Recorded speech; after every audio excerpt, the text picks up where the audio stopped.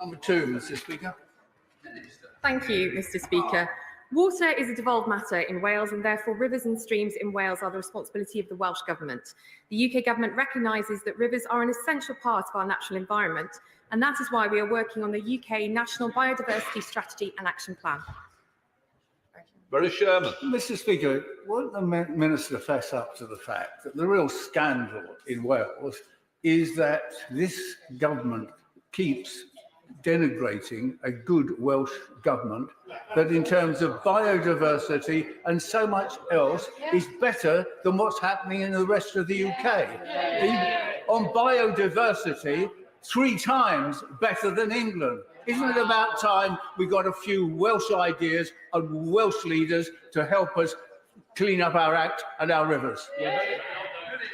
Well, that was a good attempt, Mr. Speaker, but I simply cannot disagree with the honourable gentleman more. It is this government that has forced the water companies to provide £56 billion towards investment in the storm overflow network, improving water quality across England. But in Wales, the picture could not be more different. The average number of sewage spills per outflow is 38. In England, it's 23. Our record speaks for itself. Chair of the Select Committee, Stephen Cram.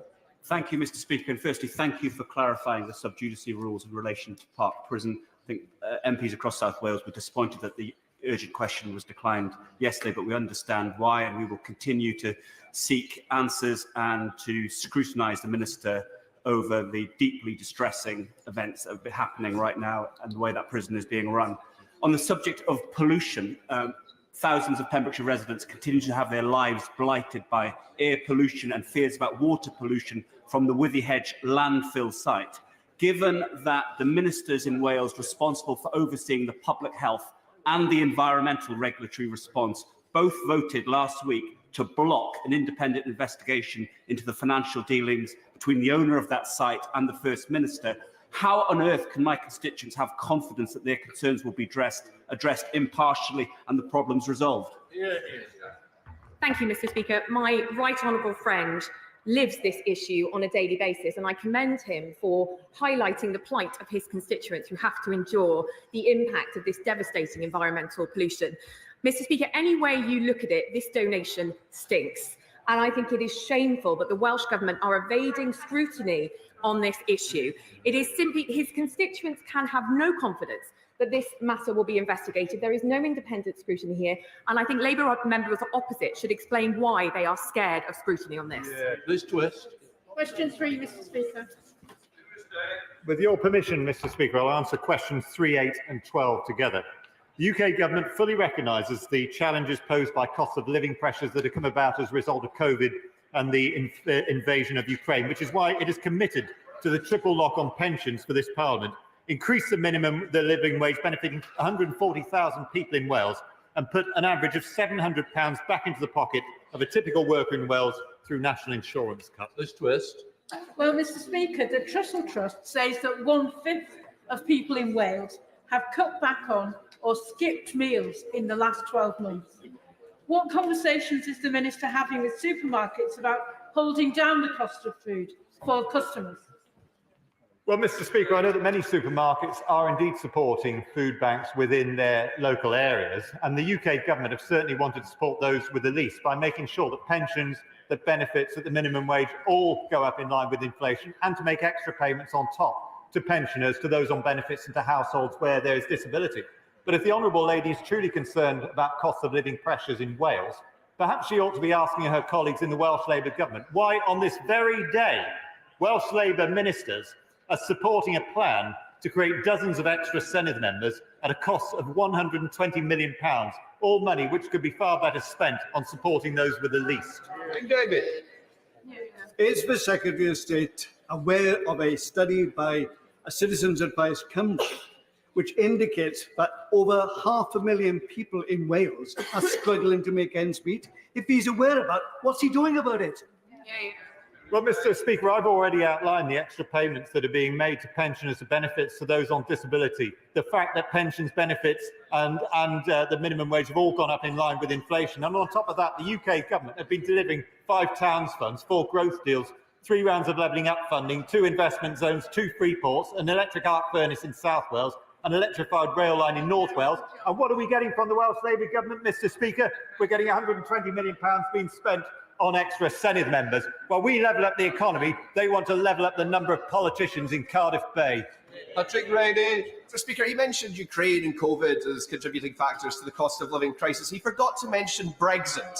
Or is he going to try to argue that Brexit has somehow improved things and made goods and services cheaper for people in Wales? Mr. Speaker, I'd be only too delighted to mention Brexit, which was voted for by a majority in the United Kingdom and a majority in Wales, and point out to the honourable gentleman that since Brexit, the UK has actually grown faster than France and Germany. I could also go on to mention, Mr. Speaker, wasting money on Scottish embassies all around the world, trying to build ferries that haven't yet been floated anywhere, raising taxes and trying to shut down the oil and gas industry in Scotland as measures which are unlikely to support cost of living pressures in Scotland. Sarah Atherton. The Development Bank of Wales is supposed to be aiding businesses through cost of living pressures. Does my right honourable friend agree that it's unacceptable that one company received 400,000 from the bank, was then able to give the First Minister of Wales £200,000? Well, Mr. Speaker, the Honourable Lady raises a very interesting point here. The Development Bank of Wales, which is owned ultimately by the Welsh taxpayers, should be there to support businesses through cost of living pressures. It was able to make a £400,000 loan to a company, which was then able to turn round and hand £200,000 back in a political donation to enable the First Minister to win the Wales election campaign. Mr. Speaker, it's a very good question. It's not a question for me. It's one that should be answered by the shadow front bench. But on this matter, Mr. Speaker, they have been very silent indeed. Alan Cairns. Thank you, Mr. Speaker. Small businesses, particularly those in retail and hospitality, are directly affected by cost of living challenges that come from the outcome of COVID and the energy price spike from the Ukraine conflict. Therefore, the Chancellor has introduced a 75% business rate relief scheme in England that is supporting businesses in England. Does he share my concern that that funding is not being used to the same degree in Wales, and the business rates in Wales are only being relieved to the rate of 40% and are paying more in tax? Mr. Speaker, the right honourable gentleman is absolutely right. The UK government made certain that the money for the business rate discount was passed on to the Welsh Labour government. And instead of passing it on to the pubs and restaurants and small businesses that are so vital to communities in Wales, they decided to spend it on other matters, such as the one they're voting on today. And as a result of that, Mr. Speaker, the average pub in Wales is paying thousands more in business rates than a pub just across the border in England. It is absolutely scandalous, and I would urge the Welsh Labour government to think about where their priorities are. Thanks, Mr. Speaker. No contrition then in any of those answers from the Secretary of State, whose party has piled on average £960 extra on the tax bills of around 400,000 pensioners in Wales by freezing tax thresholds. The Prime Minister has now made a totally unfunded £46 billion promise to scrap national insurance. So will the Minister tell us how on earth they're going to pay for it, and will he rule out an 8p rise in income tax or scrapping winter fuel payments to do so? Well, Mr. Speaker, we made it very clear that we want to keep the triple lock, to continue to ensure that pensions increase in line with inflation.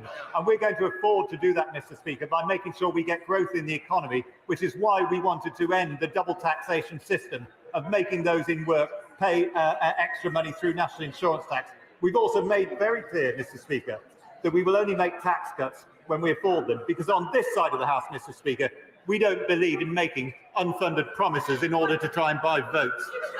Liz Saville-Roberts. There is more than 1 in 4 children in Wales lives in poverty. Devolution has the capacity to transform people's lives, but the current First Minister is distracted with questions about his integrity, deleting messages and taking dodgy donations. 25 years since the start of devolution, does the Secretary of State agree with me that governments at both ends of the N4 need to recommit to integrity and transparency? Speaker, I can absolutely assure the Honourable Lady that this government and this political party are completely committed towards integrity. And I think it's high time. Oh, Mr. Speaker, they're laughing, Mr. Speaker. Their own First Minister took £200,000 from a convicted criminal A convicted criminal had received £400,000 from the bank for which he was responsible, went in front of the COVID committee and said that all the messages on his phone had been accidentally deleted by the IT department. But now we see a screenshot where he urges people to delete their messages so they can't be FOI'd, and they have the audacity to sit there laughing when people ask questions about standards. So the Honourable Lady makes a very good point. Let's collapse the coalition and stop supporting the Welsh Labour government, and then we can get a decent government with decent values running Wales. Samuel Roberts. My party seeks to make a difference to the lives of the people of Wales, but when it comes to the Secretary of State's judgments in relation to the First Minister, yes, we are for once in agreement. But this screams hypocrisy. The Tories in the Senedd voted against a Plaid Cymru motion to set a cap on political donations. His party has still not returned a £10 million donation from a man who made racist and misogynistic remarks. In that spirit of open democracy, will the Secretary of State support a cap on donations to political parties? Well, Mr. Speaker, I'm not going to sit here and start making up policy on the hoof, but what I would say to the Honourable Lady, and I think she'd agree with this, is that I would not have taken hundreds of thousands of pounds in donations from somebody who'd been convicted twice of environmental offences. And if the Labour Party are happy with that, that is a matter for them, Mr. Speaker. A four, sir. Thank you, Mr. Speaker. Firstly, can I thank my right honourable friend for his work as chair of the Environmental Audit Committee. The UK government's River Wye action plan will halt ongoing decline of the River Wye to preserve and restore this treasured river to the rating of favourable condition. As the Minister's already said, the environment is a devolved matter, but nobody seems to have told the River Wye, which rises in Wales and crosses the border to emerge into the River Severn in England. I very much welcome the River Wye action plan, which DEFRA has announced recently. Has my honourable friend seen any action taken by the Welsh Government to match the UK Government's commitment to clean up the polluted River Wye? In the interest of time, Mr. Speaker, I'll give you a very short answer. No, the Welsh Government has failed to come to the table time and time again on this issue, which is close to my heart as a constituency MP for the River Wye itself. That has been the missing piece of the puzzle, and that is why we are seeing no action in Wales. Teresa Villiers. Number 5, please, Mr. Speaker. Mr. Speaker, healthcare is devolved to the Welsh Government, who have received record levels of funding to deliver on all their devolved responsibilities, receiving 20% more funding per person than in England. Teresa Villiers. So many people in Wales are waiting longer for NHS care than they are in England. And in a 12-month period, 40,000 people had to go from Wales to England for elective care. Doesn't it show that Labour claims to be better for the NHS are completely false? My right honourable friend is entirely right. The NHS is not safe under Labour's hands, and we have living proof of that in Wales. I think it is a great shame that when the Secretary of State for Health in England offered the support of the NHS in England to alleviate pressures on waiting times in Wales, the Welsh Health Secretary turned that down. That is Labour's record on the NHS. Sir Christopher Bryant. Thank you, Mr. Speaker. One of the problems a lot of my constituents have raised with me is that when they do get a letter calling them for an appointment, including ones where they've been waiting for some time, the letter arrives after the appointment date because the Royal Mail is now delivering such an appalling service. Isn't it time we really had a strong words to make sure that people who are being called for appointments get a chance to turn up to them because they've actually had the letter on time? The right honourable gentleman makes a good point, one which I will certainly investigate with colleagues, but I think the problem lies with the mismanagement of the Welsh NHS, for which his party must take responsibility. Question 7, Mr. Speaker. Thank you, Mr. Speaker. The UK Government recognises the importance of victims having access to the support they need to recover from the impact of crime. That is why we are quadrupling funding for victim services, up from £41 million in 2010. Mr. Speaker, as a recent victim of crime, the impact on the victim makes you reflect on the impact on the victim, but also on how many crimes remain unresolved. Latest figures show that 9 in 10 crimes in Wales went unsolved in the last 6 months. So what can the Minister say to the victims of the 82,000 reported crimes that went uncharged last year? Can I firstly say how sorry I am to learn that the Honourable Lady has been a victim of crime? I know the experience she's gone through, and I personally send my huge sympathies. This government has a proud record in delivering on victims of crime, whether that's new pieces of legislation or the record headcount of police officers. Unfortunately, it was the Welsh Government who chose to reduce the numbers of police community support officers last year, which is having an impact on victims of crime. Jones. Thank you, Mr. Speaker. Does my honourable friend agree that we are all victims when senior Labour politicians make false and misleading statements at public inquiries? Yeah. My right honourable friend is absolutely right. It is deeply concerning that a First Minister should reveal himself to have acted in such a way which appears to be entirely contrary. I look forward to Welsh Labour members looking for further scrutiny on that issue. Matt Weston. Stay. Mr. Speaker, with your permission, I will answer questions 10 and 11 together.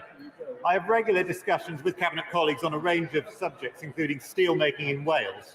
The government is investing £500 million to retain steelmaking at Port Talbot, and not only in Port Talbot, actually, but at other Tata sites, including Llanwern and Shotton, protecting 5,000 jobs and thousands more in the supply chain whilst increasing our economic security.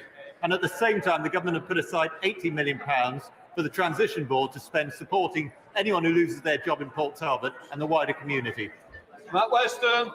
Thank you, Mr. Speaker. Whether it be the transmission pylons and lines to upgrade our power grid as demanded by the Windsor report, or the prospect of building steel-based offshore wind platforms, the Welsh steel industry can and should be central to our transition to a net zero nation. When historic investments are being made by European competitors in green steel, does the Minister recognise that it is the government's lack of ambition for Britain that has let thousands of skilled workers down? Well, Mr. Speaker, the honourable gentleman makes a good point about the importance of making sure there's a grid connection to enable an electric arc furnace to work properly. And I've raised this issue with National Grid, and they've assured me that the grid connection can be made on time. He makes a second reasonable point about the importance of being able to use steel produced in Port Talbot for floating offshore wind turbines. That is not the case at the moment because, as some of his shadow frontbenchers seem to be unaware of, the steel made in Port Talbot is coil, which is too thin to make floating offshore wind turbines. The honourable gentleman will be pleased to know that there are discussions going on with one major investor to try and ensure that the steel produced from the arc furnace can be made in a way that could support floating offshore wind structures. Hopkins. Thank you, Mr. Speaker. The sustainability of domestic automotive manufacturing is vital to the future prosperity of Luton's local economy. So what discussions has the Minister had with the UK's automotive industry about the effect of losing our sovereign virgin steel production on their supply chain costs? Well, Mr. Speaker, I've had a number of discussions.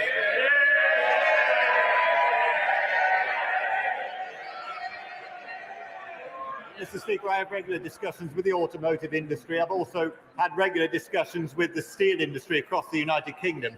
90% of the grades that are currently produced by Port Talbot can be produced using an electric arc furnace. And there is work going on to ensure that other 10% can be. But can I just remind the Honourable Lady that we actually have a plan for Port Talbot. When Tata came to us, they were looking to close down Port Talbot, to pull out of the United Kingdom, and it's a move that would have cost 8,000 jobs and 12,500 in the wider supply chain. As a result of that, the UK Conservative government stepped forward with £500 million of investment to support an electric arc furnace and a further £80 million to support retraining workers and to support infrastructure improvements in Port Talbot. We have had not one single penny from the Welsh Labour government, who instead have decided today to prioritise spending £120 million on more Senedd members. More Senedd members or support for steelworkers. I know what my priority is, Mr. Speaker. We now come to questions to Prime Minister Kirsten Oswald.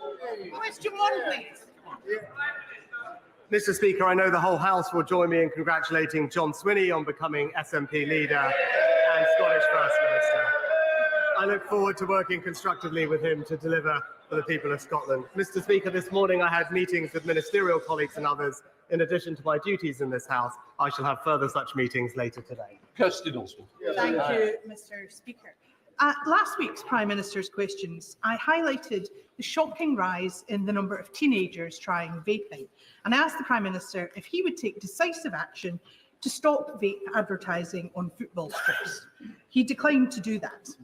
Since then, I have had an exchange with the Scottish Chief Medical Officer, Professor Sir Gregor Smith, during a session of the Tobacco and Vapes Bill Committee. And he said, where I become very uncomfortable and I am not supportive is where the massive attraction of sports companies is used in a way that promotes behaviours that are known to be unsafe or unhealthy. Can I ask the Prime Minister again, does he still think that it is right that vape companies should sponsor football kits? Mr. Speaker, I'm glad the Honourable Lady agrees with me and the government that we should do more to tackle youth vaping, and that's why we are bringing forward measures in the new bill to restrict the availability and appeal of vapes to children specifically, whether that's flavours or indeed marketing. As she knows, advertising of vapes is already heavily restricted by UK regulations, including a ban on advertising on television and radio and most online. Now, we've seen football take positive voluntary action in the past on issues such as this, but I will say to her that the government will respond to the Honourable Lady's specific amendment in the usual way. Thank you, Mr. Speaker.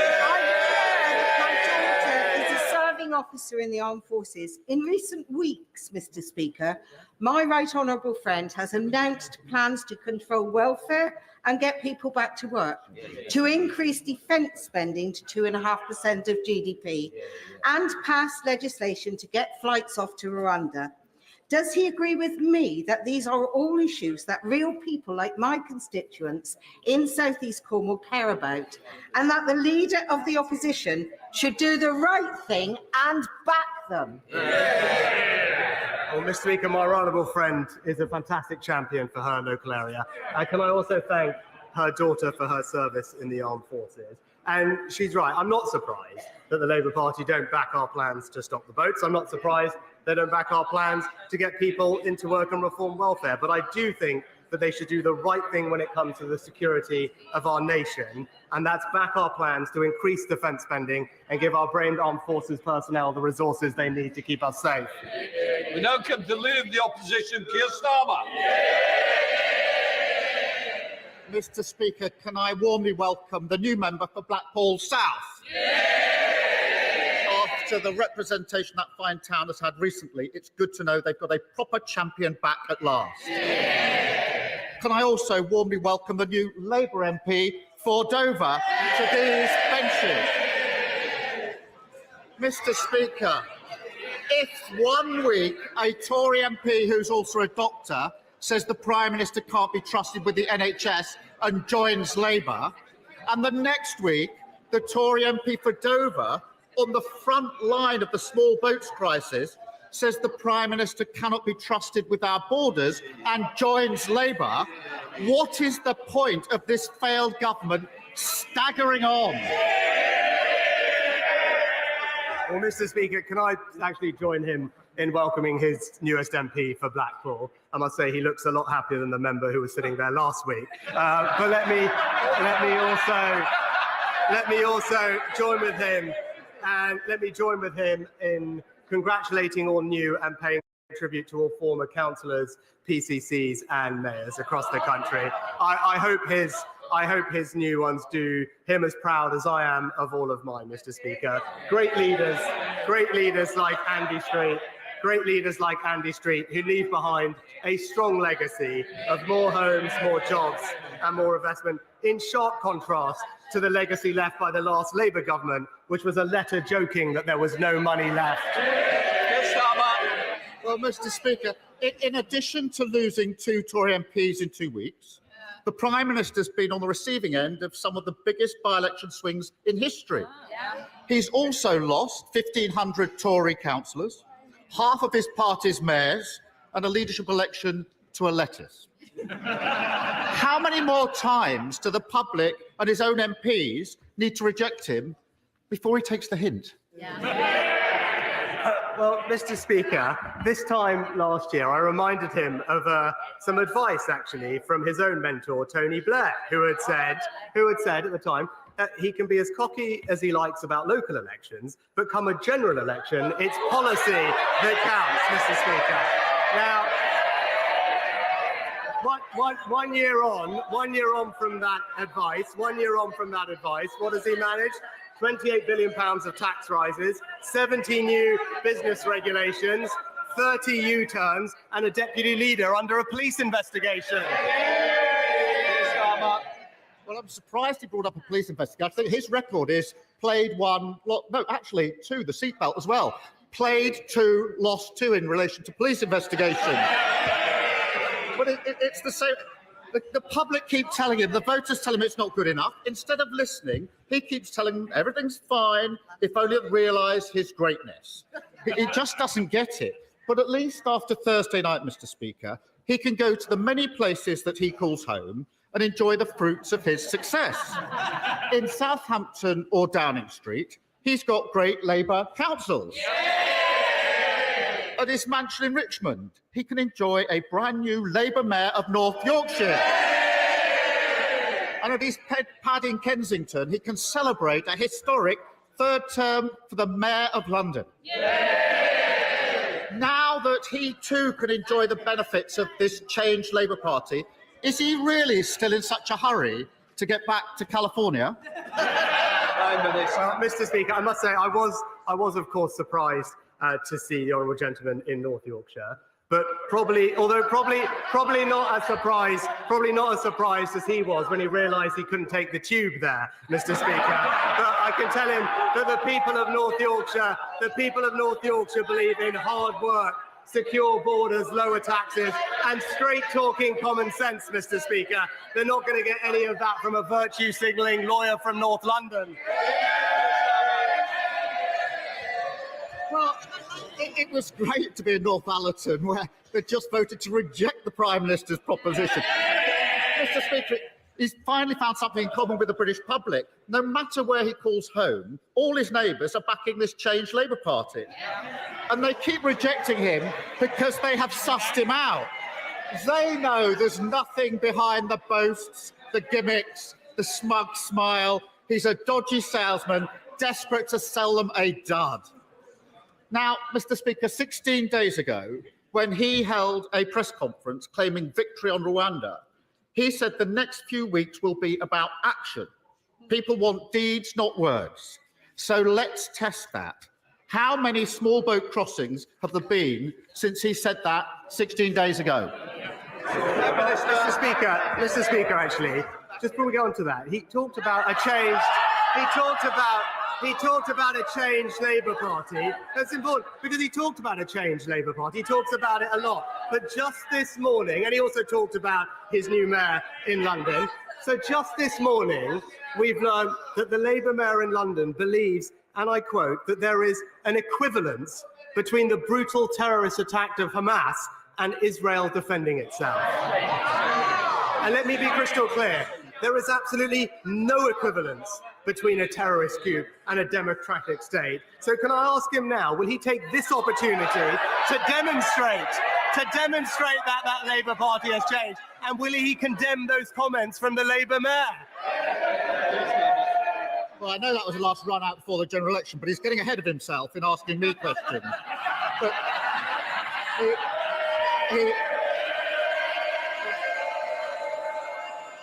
Mr. Speaker, I notice he didn't even attempt to answer the question. He knows the answer. Since he claimed victory 16 days ago, there have been a staggering 2,400 small boat crossings. 2,400. That's a gimmick, not a deterrent. And those 2,400 will be added to the Tories' asylum perma backlog, which is forecast to rise to 100,000 by the end of this year. Now, the Prime Minister pretends he will remove them all to Rwanda, but Rwanda can only take a few hundred a year. At that rate, the Prime Minister's grand plan would take over 300 years to remove them all.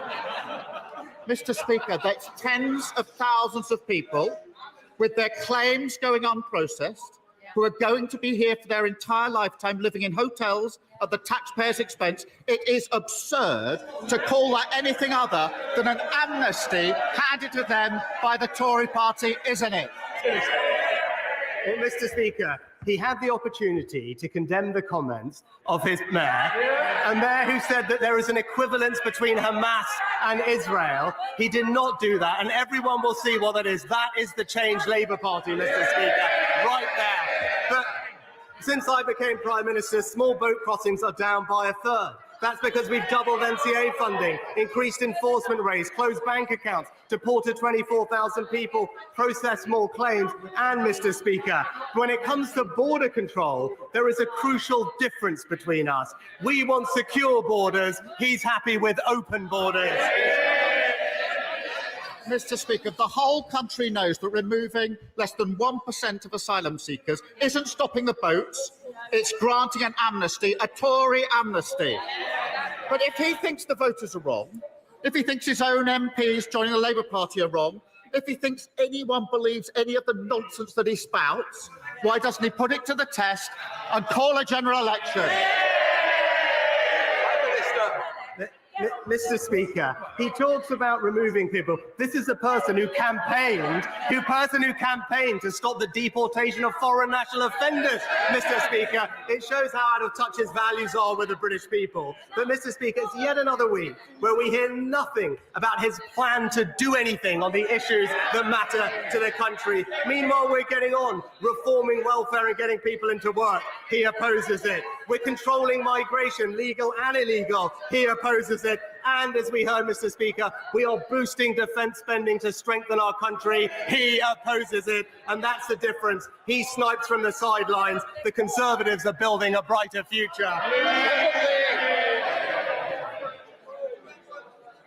When it comes to small boat crossings, there's a lot of talk of human rights. But surely the only human right and life that matters is the life of children who are being taken across the channel. In this respect, will the government now do the only thing that will actually be a real deterrence, and that is to arrest and detain all those who land illegally on our shores and then offshore them promptly, so that once and for all, we can save lives and end this cruel and callous trade? Well, Mr. Speaker, my right honourable friend is right that these crossings are incredibly dangerous and they risk people's lives. Just weeks ago, a 7-year-old girl died attempting the crossing. And that's why, as a matter of basic compassion, we must do everything we can to break the cycle of the criminal gangs. And that's why, Mr. Speaker, you need a deterrent. That's what the National Crime Agency say. That's how we dealt with illegal migrants from Albania, because it's only by removing people who shouldn't be here that we remove the reason for them to come in the first place. And that is how we'll control our borders. And it's clear that it's only this party that not only has a plan to stop the boats, but has a plan to stop the tragic loss of life in the Channel too. SNP leader Stephen Flynn. Thank you, Mr. Speaker. May I begin by also congratulating the fantastic John Swinney on becoming Scotland's first minister. Our opponents should be careful, very careful what they wish for. Mr. Speaker, as we await the imminent Israeli incursion into Rafah, where 1.2 million people are sheltering, including 600,000 children, it has been reported that the United States has paused an arms shipment to Israel. The UK will now follow suit, won't it? Well, Mr. Speaker, the honourable gentleman may not realise that the UK government doesn't itself directly provide arms or ship arms to Israel. And when it comes to the situation in Rafah, I've been very clear that we are deeply concerned about a full military incursion of Rafah, given the devastating humanitarian impact. I've made that position and point specifically to Prime Minister Netanyahu whenever we've spoken, and will continue to urge all sides to focus on the negotiations at hand to bring about a pause in the conflict, to release hostages and get more aid in. Stephen Flynn. Mr. Speaker, let's be clear. The confidence that Israel has shown in its military ambitions in Rafah stems from the silence which has been shown from its allies on the front benches in this place and indeed elsewhere across the world. Now, we all know that UK arms and tech is supporting Israel's activities in Gaza and will be used in any attack on Rafah. Knowing that and the devastation which is going to occur, Surely the time has come to end our complicity and to halt arms sales to Israel. Well, Mr. Speaker, of course we take our defence export responsibilities extremely seriously, and that's why we operate one of the most robust licensing control regimes anywhere in the world. We periodically review advice on Israel's commitment to international humanitarian law, and ministers always act in accordance with that advice. And that is crystal clear for the House to understand. Our position with regard to export licenses following the most recent assessment is unchanged, and I know that he will join me in urging all parties to engage in the negotiations that are happening so we can see a pause in fighting to get more aid in, hostages out, and then bring about a sustainable ceasefire to this conflict. Martin Bickers. Thank you, Mr. Speaker. My constituents in rural villages and on the fringes of the Grimsby-Cleethorpes urban area are very concerned about overdevelopment. They recognise that the highway infrastructure and public services are already overloaded. Could my right honourable friend consider amending planning guidance so that local plans and decisions taken by local planning authorities are not overridden by planning inspectors? And they'd be greatly encouraged if he would agree to meet with me and my colleagues from the neighbouring Gainsborough and Grimsby constituencies to discuss this further. My honourable friend is right that sustainable development must be at the heart of the planning system, and that's why we're committed to meeting the needs for housing by building the right homes in the right places and protecting the environmental assets that matter most. The National Planning Policy Framework is clear that we should be responsive to local circumstances. I know that the relevant local plan in my honourable friend's area is due for further consultation later this year, and that he'll engage with that process, but I will happily meet with him and colleagues to discuss his situation further. Ed David. Mr. Speaker, the abuse suffered by 88-year-old Anne King at the hands of staff in her care home was captured on a hidden camera. The footage is stomach-churning. Anne died in October 2022, and it took nearly a year before the CQC launched a criminal investigation. Now Anne's children are working to protect other care home residents from being subjected to such appalling abuse. Her son came to see me as his MP to ask for my help in their campaign. So will the Prime Minister join me in backing Anne's law, a proposal to include a national register to professionalise the care workforce and hold those staff who are abusive to account? And will he meet with Anne's family and myself to discuss this idea? Well, Mr. Speaker, can I first of all extend my sympathies to Anne's family for what she went through. Obviously, that's not appropriate, and I'll make sure that the department engages with him and Anne's family on the proposed law. And he's right to say we should have high standards across the care industry, and we're walking towards more investment to support our care home staff, making sure that they have training, qualification to development, and we have a regime in place that can hold everyone to account for delivering the high standards that we would all expect. Sarah Downs. Thank you, Mr. Speaker. Does my right honourable friend agree with me that one of the greatest things that these backbenches bring to Westminster is plain old-fashioned common sense? And it's Derbyshire common sense.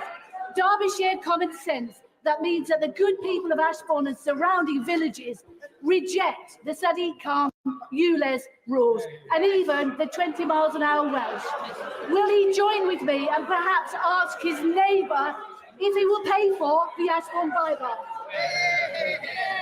Well, Mr. Speaker, I know my honourable friend has been a dedicated campaigner for the Ashbourne bypass, and the government is committed to investing more in the Midlands, particularly investing every penny of the 9.6 billion from HS2 back into the local area. And she's right that we will focus on drivers and their priorities, not continue the war on motorists, which is waged by the Labour mayor in London, but also the Labour Party in Wales, with both ULEZ and 20 mile an hour speed limits. It's this party that is unashamedly on the side of the motorists. Thank you very much, Mr. Speaker. Our Child of the North cross-party group found that expectant mothers would terminate unwanted pregnancies as they could not afford another mouth to feed. Recent figures show infant and child death rates have increased in the most deprived areas. and 50 children have died alone in unregulated accommodation. Is this his plan for a brighter Britain in action? Yeah. Mr. Speaker, obviously what the Honourable Lady has described is tragedy. Nobody wants to see children grow up in those circumstances, and that's why I'm proud that the government has overseen a significant fall in poverty, but particularly child poverty, since 2010 through a range of measures. And I'll make sure that she is aware for her constituents of all the support that is in place, both through the Department of Health and through the Department for Work and Pensions and local authorities, to provide support to the most vulnerable families in our communities. John Penrose. Mr. Speaker, Weston-super-Mare is a growing town, so local health services are rightly growing too. Weston Hospital is treating more patients for a wider variety of problems than before. GP surgeries are offering thousands more appointments this year than last, and our new diagnostic centre means faster tests and treatments. But there's a fly in our NHS prescribed ointment. Dentistry isn't fixed yet. The new dental recovery plan is very welcome, but when will it mean appointments that Westonians can book? Mr. Speaker, our dentistry recovery plan will make dental services faster, simpler and fairer for patients, funding around 2.5 billion more appointments. And I was pleased to note that access is improving in my honourable friend's area, with almost 10% more children seeing a dentist in June last year than the previous year. But we are going further. The new patient premium that was announced last year is ensuring that more NHS dentistry will be provided. And since then, at the end of January, 500 more practices have said that they are now open to new patients. Chris Law. Thank you, Mr. Speaker. It's now been over a month since the Parliamentary Ombudsman delivered a long-awaited report on pension injustices. Yet women born in the 1950s in my constituency of Dundee, and indeed every constituency in this House across these islands, are still waiting to hear if the UK government will listen to these recommendations and deliver compensation. Mr. Speaker, I was proud to see the Scottish Parliament support a motion last week calling for compensation to be delivered without delay, but utterly dismayed to see members of the Conservative Party and the Labour Party abstain. So can the Prime Minister finally set out when WSPI women will receive the compensation they rightly deserve? Mr. Speaker, I understand the strong feelings across the chamber on this topic and the desire for urgency in addressing them. However, following the Ombudsman's 5-year investigation, it is imperative that we take the time to thoroughly review the comprehensive findings that have been published. An update to the House will be provided once the report's findings have been fully considered. More broadly, we are committed to ensuring pensioners have the dignity and security in retirement that they deserve, and most recently increasing the state pension by £900 thanks to the triple lock. Sir Philip Davis. Thank you very much, Mr. Speaker. Is the Prime Minister as appalled as I am at reports of militant civil servant, trade union, political activists seeking to find ways not to implement the Rwanda deportations? Does he agree with me that if they are not prepared to implement the will of the government, an Act of Parliament that was passed by both houses of Parliament, that they should conclude that being in the civil service is perhaps not for them, and maybe they could look for alternative employment at other left-wing organisations that masquerade as being impartial? Maybe they could try the BBC or Channel 4 News. Mr. Speaker, my expectation is that civil servants will continue to be committed to supporting our priority of stopping the boats and deliver in accordance with the Civil Service Code. He'll know that we made specific changes to ensure compliance with that code as we push through with our plans. But I agree with him more broadly that we are the only party that has a plan to stop the boats, and we will face down all the obstacles in our way to deliver on this crucial priority for the British people. And whoever stands in our way, whether it's the Labour Party or others, we will deliver for this country on this vital issue. Malcolm McDonald. Mr. Speaker, China has now hacked the data of defence personnel, the Electoral Commission, various other public institutions, and has targeted many members of this House. And yet plans by China's largest wind turbine manufacturer, Mingyang Smart Energy, to build its largest European facility right here in the UK advance at pace, with the facility set to be built in Scotland. Given widely shared concerns about the involvement of hostile states such as China in the UK's critical national energy infrastructure, does he not agree that now is the time for this project to be paused, to be reviewed by the government on national security grounds?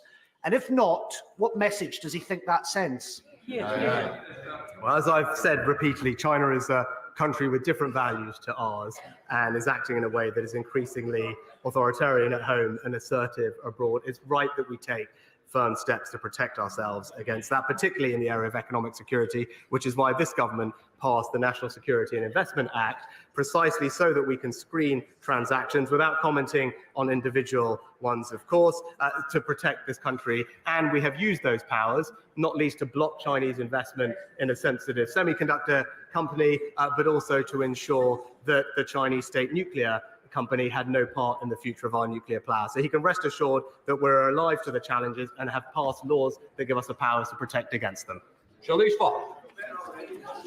Thank you, Mr. Speaker. The 5-year-old Benedict Blythe was a lovely little boy who attended a primary school in my constituency. Sadly, however, he died of anaphylaxis, a severe allergic reaction. The coroner's inquest has not yet reported, but speaking generally, on average, 2 children in every class have a food allergy, and allergic reactions take place more in school than in any other setting outside the home. Severe allergic reactions are on the rise and can be fatal. Yet there is no explicit legal requirement for schools to have allergy medication, an allergy policy, or other recommended safeguards being made available. There is only guidance. Will the Prime Minister meet with me and Benedict's parents, Helen and Pete, so that we can discuss a way forward to ensure that children who suffer from allergies in schools can be more safe, including schools having an allergy policy, adrenaline pens, and staff who know how to use them? Well, firstly, can I extend my sympathy to Benedict's family? It's tragic always to hear about the loss of a child, and we fully understand the seriousness of severe allergies and believe that children with medical conditions should be properly supported to enjoy a full education and be safe at school. Now, there is a legal duty on the governing body of schools to make arrangements for supporting pupils, including setting out what needs to be done, symptoms, treatment. But I will ensure that my right honourable friend gets a meeting with the Health Secretary to discuss how we could further support pupils with serious allergies.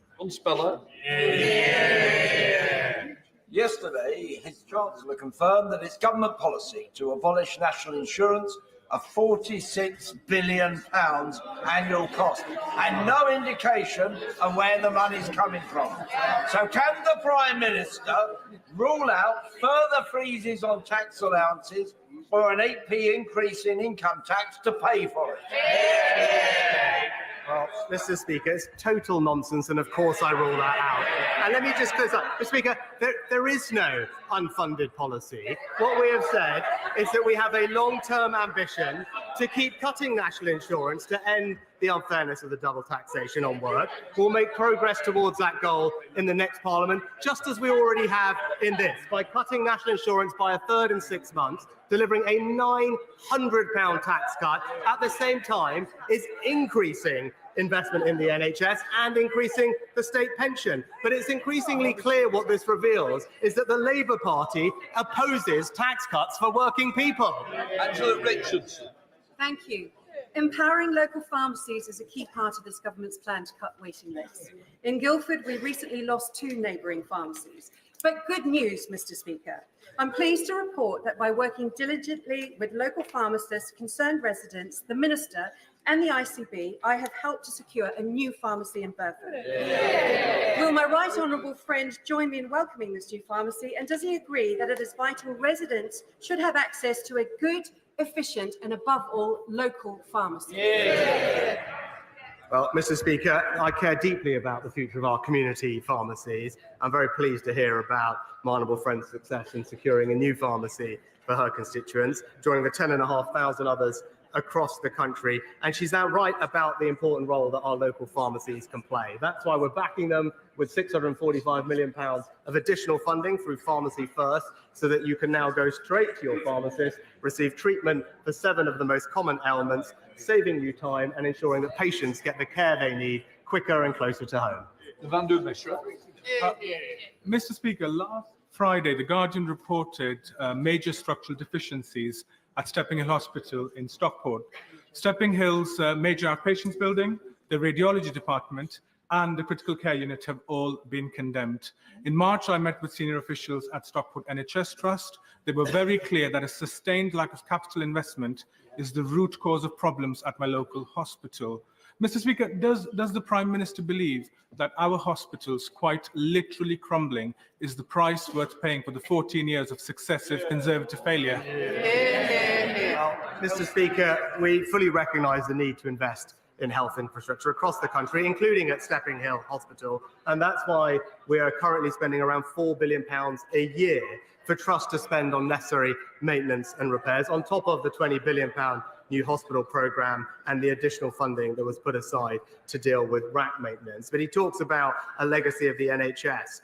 All he needs to do is look at his party's record in Wales, where people currently are experiencing the worst A&E performance and the longest wait times anywhere in Great Britain. Thank you, Mr. Speaker. Mr. Speaker, Nottingham City Council is expecting to fall short of its housing target by 6,000 new homes. Last time this happened, Rushcliffe, as a neighbouring authority, was forced to take thousands of homes on top of its own housing target, which led to huge pressures on our green spaces and public services. So can my right honourable friend reassure me and my constituents that the changes we've made to the planning system will mean that this time we will be protected from Labour's failure in Nottingham? Well, my honourable friend makes an important point, and why on this side of the House, the Conservatives believe in building the right homes in the right places, with local people having a say. All Labour would do is impose top-down housing targets on areas, decimating our precious countryside. And in Nottinghamshire, as she says, you can see the difference, Mr. Speaker, between the well-run Conservative County Council compared to the bankrupt Nottingham Council, which has left residents to pick up the bill from their profligacy. Lucas. Thank you very much, Mr. Speaker. Untreated sewage was pumped into English waterways for more than 3.6 million hours last year, and into the sea off Sussex beaches 3 times in the last 24 hours alone.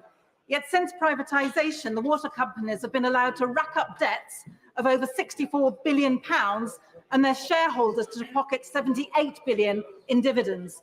The majority of the public, including 58% of Conservative and 80% of Labour supporters, want to turf out the profiteering polluters. They want water brought back into public hands. When is he going to listen to them and end the legalised scam of privatisation? Well, Mr. Speaker, our plans have gone further than any other previous government. In fact, we now monitor 100% of overflows, up from just 7% under the Labour Party. We're investing a record £56 billion into our water infrastructure, and we've enshrined in law strict targets and introduced unlimited fines for water companies, holding them and their bosses to account. So it's crystal clear that the record shows that there's only one party who has a clear plan to tackle this issue for the environment, and it's the Conservative Party. Final question, Matt Vickers. Thank you, Mr. Speaker. Everybody knows that Stockton is a great place with great people and a great football team. My right honourable friend recently visited the mighty Stockton town to see the incredible work that they do in the local community and heard about their promotion battle. I'm sure he'll want to join me in congratulating Mickey Dunwell and the mighty Anchors on their promotion.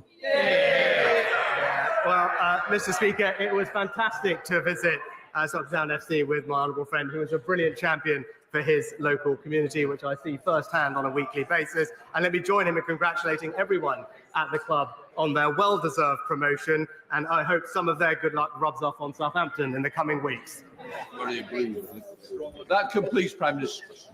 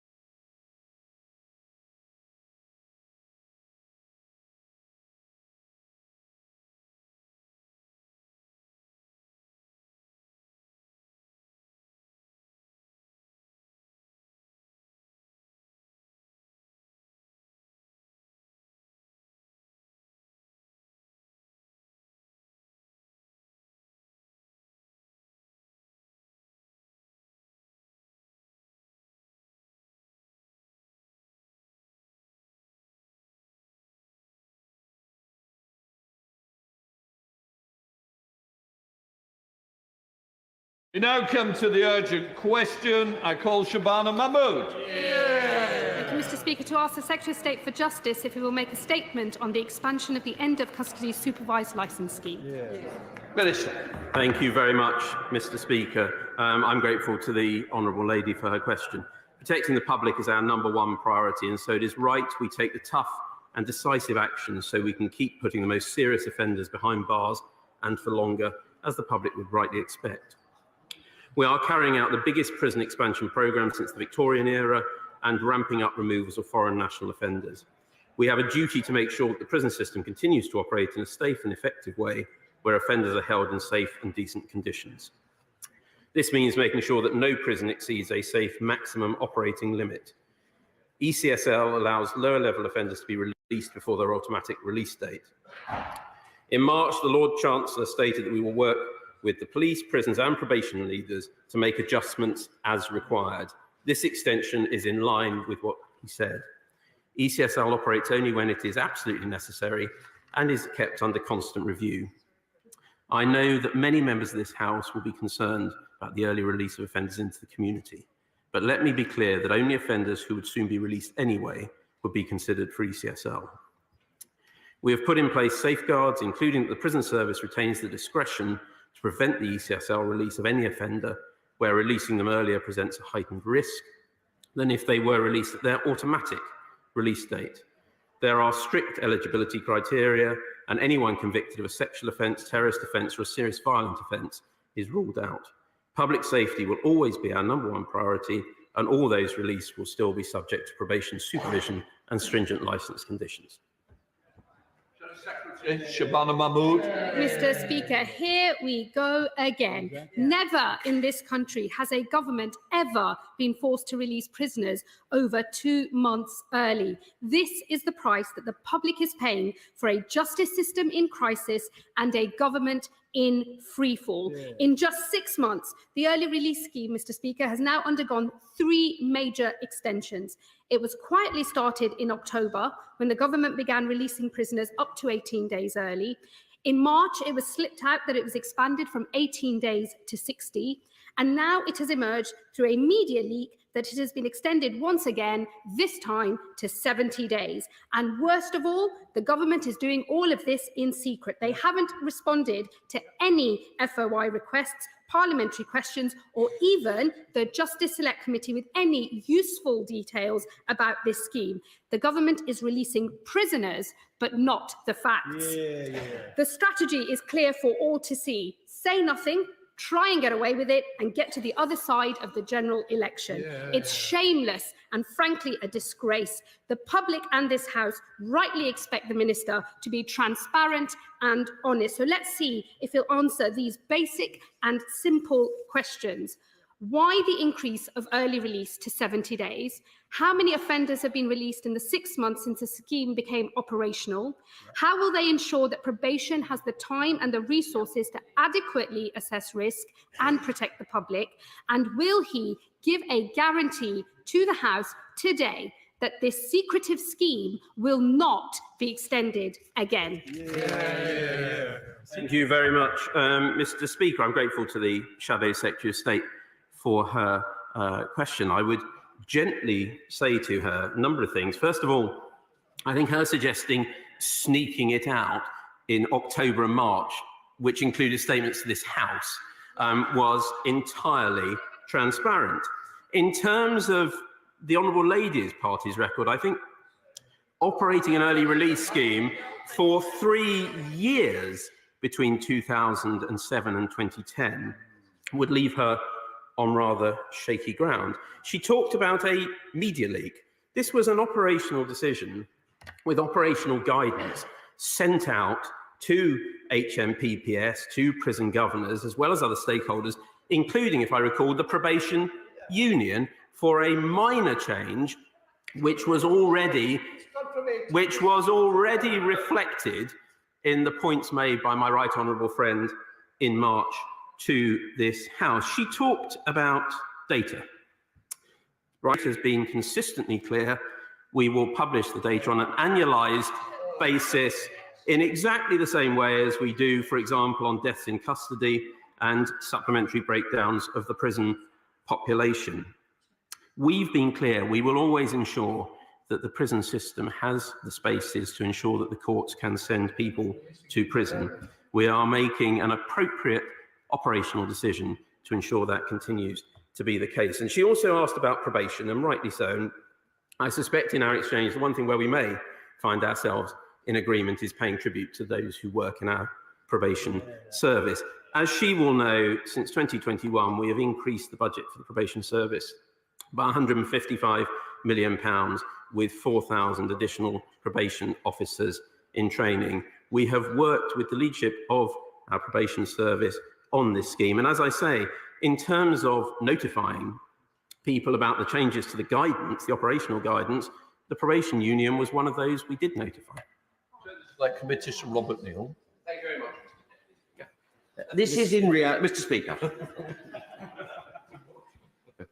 This is actually a perfectly rational and sensible, pragmatic response to the pressures in our prisons, and the Minister should take credit for having done that. But I would ask him to reconsider the point about transparency of data, precisely because it is a sensible thing to do. There's no reason why we shouldn't release the figures in greater time.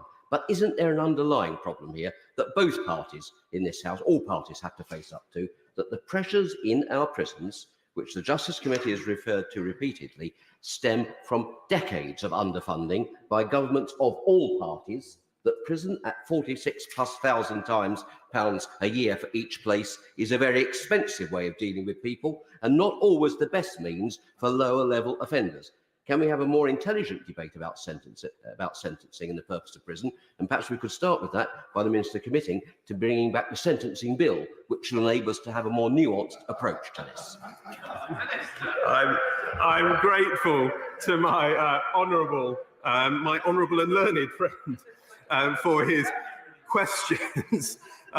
He's right to highlight the ongoing capacity challenges and a number of drivers of those. One of those, as he highlights, is that, for example, the average custodial sentence in this country has gone up from 14 months to, I think, about 21 months.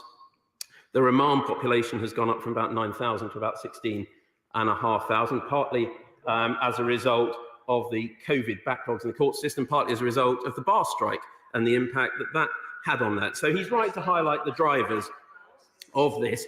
In respect of publication of data, I would very gently, in the case of my honourable friend, very respectfully refer him to the answer I gave to his committee and at the dispatch box just now. But it's also important that alongside recognising the pressures the system's under, we are taking the steps to increase capacity, both through increasing removals of foreign national offenders and at a faster rate, but also having built almost 6,000 new prison places, in stark contrast to the record of the party opposite, who built not one of the 7,500 Titan prison places. Thank you very much, Mr. Speaker. Court backlogs are sky high. Prisons are dangerously close to capacity, which is why we've had to see this policy implemented. And the government is claiming, the minister's just claimed, to be carrying out a big prison expansion programme, yet its record is appalling. In 2016, the government, in response to the Taylor Review, committed to building 2 secure schools for young offenders. Since then, the budget has spiralled out of control and not one of those schools has opened. Doesn't this all just prove that the Conservatives can't be trusted with our justice system? Well, I'm grateful to the Honourable Lady, and she knows I have a huge amount of respect for her, but I think even by Lib Dem standards, that was stretching the bounds of credibility a little, not least, as she will be aware, we've built 2 new prisons. We have 3 that have now completed, 1 in construction, 2 have now completed planning, 1 is currently subject to a planning appeal. And in respect to the secure school, I think she should look forward to that opening in a matter of days. Mr. Speaker, can I ask my honourable friend to expand a little bit on the great improvements that are being made to increase capacity? Can he tell us a little bit more about progress in ensuring that more foreign national offenders are removed to their own countries? And can he also expand a little, since it seems to be very badly understood by those on the other side of the House of all parties, quite how much of a programme we have got on this side of the House for prison building, the number of different prisons, the number of spaces that that will create, and therefore the prospect for rehabilitation of offenders and consequently, in time, fewer victims of crime. Well, my honourable friend is absolutely right to highlight that, and I pay tribute to his work in the justice system, not only in this House, but prior to his being a member of this House. In respect of FNO removals, I believe, and of course I'll correct it if I'm slightly out, around 16,000 FNOs have now been removed, and it's timely that, as I say that, my right honourable friend, the Home Secretary, appears, so I can pay tribute to him and his department for their work in delivering that. In terms of prison places, as I set out to the honourable lady, the member for Twickenham, progress on the 6 new prisons, but alongside that, of course, we've built a vast number of rapid deployment cells, new house blocks. So we are expanding our prison capacity rapidly, and as I say, that stands in stark contrast to the failure to deliver on the tightened prison places by the party opposite. Rebecca Longbear. Thank you, Mr. Speaker. The National Association of Probation Officers have said that the ESCL scheme is an unmitigated failure and has not only been extended without parliamentary scrutiny, but represents an increasing risk to public safety. The Secretary knows our probation service is in crisis and it cannot cope without a significant increase in support and resources. Will the government be providing this? I'm very grateful to the honourable lady, and I have, as I said, and share the view with the Shadow Secretary of State, great respect for the work done by those who work in our probation service, and indeed have met with the probation unions in the past, and although we don't always agree, I do have huge respect for the work that those unions do in representing their members. But I would make 2 points. Firstly, to say that it was done without scrutiny in this House, I think, is stretching the bounds of credibility. 2 statements by my right honourable friend, multiple oral parliamentary question sessions, and indeed myself undergoing a polite but thorough grilling in the Justice Select Committee by the chair of the Select Committee. So I don't think it stacks up to say that this has not been subject to scrutiny. To her underlying point, however, as I set out earlier, we are investing in probation, £155 million additional investment a year since 2021, and 4,000 more probation officers and probation staff in training. Mr. Speaker, just a moment ago, the Minister set out the significant increase in the number of people being held on remand. I think he said from 9 to 16,000. Could the Minister just set out to the House the work that the government is doing to address the court backlogs and what steps he's taking to look at other routes for monitoring people who are on remand, who perhaps could serve that remand period in the community under a tagging system? Well, I'm grateful to my honourable friend, and I think, actually, to correct myself, it's actually, I think, 16,500 now on remand out of the prison population. In terms of court backlogs, we have increased investment in our courts, we've increased the number of sitting days, and we are seeing progress being made. In terms of what we can do, though, to help give the courts, who obviously make the decision on whether to remand or whether to bail someone, the information they need, we continue to invest in the bail information service, which gives the sentencer the reassurance, hopefully, and the information they need to make a judgment call as to whether someone is safe to be bailed. And we're increasing our investment in the CAS, the Community Accommodation Service, to make sure where someone may not be bailed because they don't have a stable address to go to, there is an increased opportunity for them to have that address to give sentencers the opportunity to bail them. My God, Berisha. Mr. Speaker, I've been in this House long enough to, as the Minister and the Chairman of the Justice Select Committee knows, to know when something is a sticking plaster act from a government. This is, perhaps it's necessary, but it's a sticking plaster. We've had how many Queen's speeches since 2010, included in a thorough look at the justice system with a royal commission. It never happened. And we all know that you don't building prisons doesn't solve the crisis. We do need a radical reform of the whole of our justice system, and that will need extra resources and a real motivation from an incoming Labour government. Does he agree with me? Minister. Well, I'm grateful to the honourable gentleman with whom I've occasionally tussled across this chamber. And I agree with some of what he says. He won't be surprised to know I don't agree with his last statement in that, judging by the track record up to 2010, I fear it will be a case of let down by Labour were that to happen. However, I'm grateful for his typically thoughtful comments, actually, on this and his looking at the bigger picture behind the challenges we face. It is right that we are putting those who commit the most serious crimes in prison for longer to protect society, but also to ensure that they pay their debt back to society.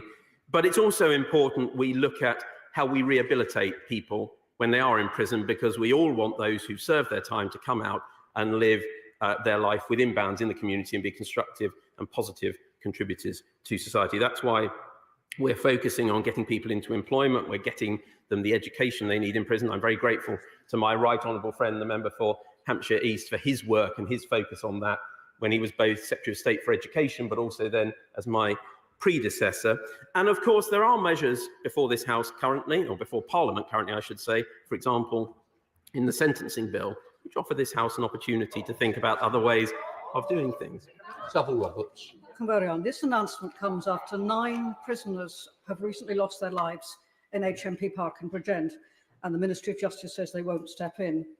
Now, a private prison in Wales is an unaccountable anomaly that fails everyone, victims and prisoners alike.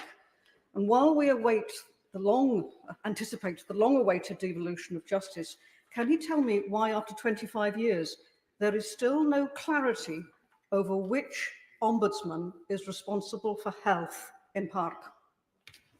Well, I'm grateful to the right honourable lady. While we may disagree in our proposition or our view on devolution of justice to Wales, she raises a very important issue in terms of those deaths in the past few months in HMP and YY Park. I visited Park recently and spoke to the governor, the director, and others, both those in custody and those working in Park. I've got to be a little bit cautious about what I say, given the matter is will be before both the coroner and before the ombudsman. What I would say is that I will be appearing before the Welsh Affairs Select Committee next week, when I suspect some of this may be debated, but I've got to be a little bit clear. I'm happy to have a discussion with her, but I think it's right that I don't stray at the dispatch box when these matters are before the... And hopefully with the MPs whose constituents it is as well. Jim Shannon. Thank you, Mr. Speaker. Can I thank the Minister very much for his answers to all the questions. The scheme was initially designed to allow for short-term early release of a matter of days, and yet some are now facing some 70 days. Can the Minister understand why victims of crime are anxious that the so-called soft crime criminals are getting an easier time, whilst the victims of crimes are told that perpetrators have been released early so that they can prepare themselves to see them again down the town or at the local supermarket, as examples, which can be extremely disconcerting, if not unexpected? Thank you. Minister. Well, I'm grateful to the honourable gentleman. Just to reassure you, Mr. Speaker, the member whose constituency it is in, I was due to be meeting actually at this moment in time, but I'm before the box. I'm here at the box, but I have got a date in the diary to reschedule that. So it has been arranged, as I promised, at the last oral parliamentary questions session, sir. In respect of the honourable gentleman, he's right to highlight the point, and that's why when it comes to ECSL, our protections are significantly more stringent than those used by the party opposite when it ran its scheme for 3 years. Unlike the party opposite, our scheme allows governors to veto the release of any prisoner where they think early release will create a risk to victims. It also contains a number of exemptions from the scheme. It also allows for very rigorous conditions to be placed on the licence for the release, be that tagging, be that exclusion zones, be that curfews, and they will be well aware that if they breach those conditions to protect victims, they will hear the clang of the prison gate and be recalled.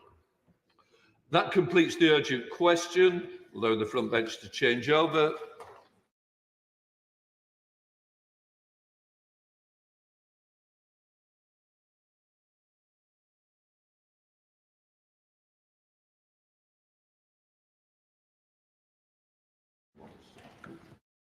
Right, we now come to the statement. I call the Home Secretary, James Cleverly.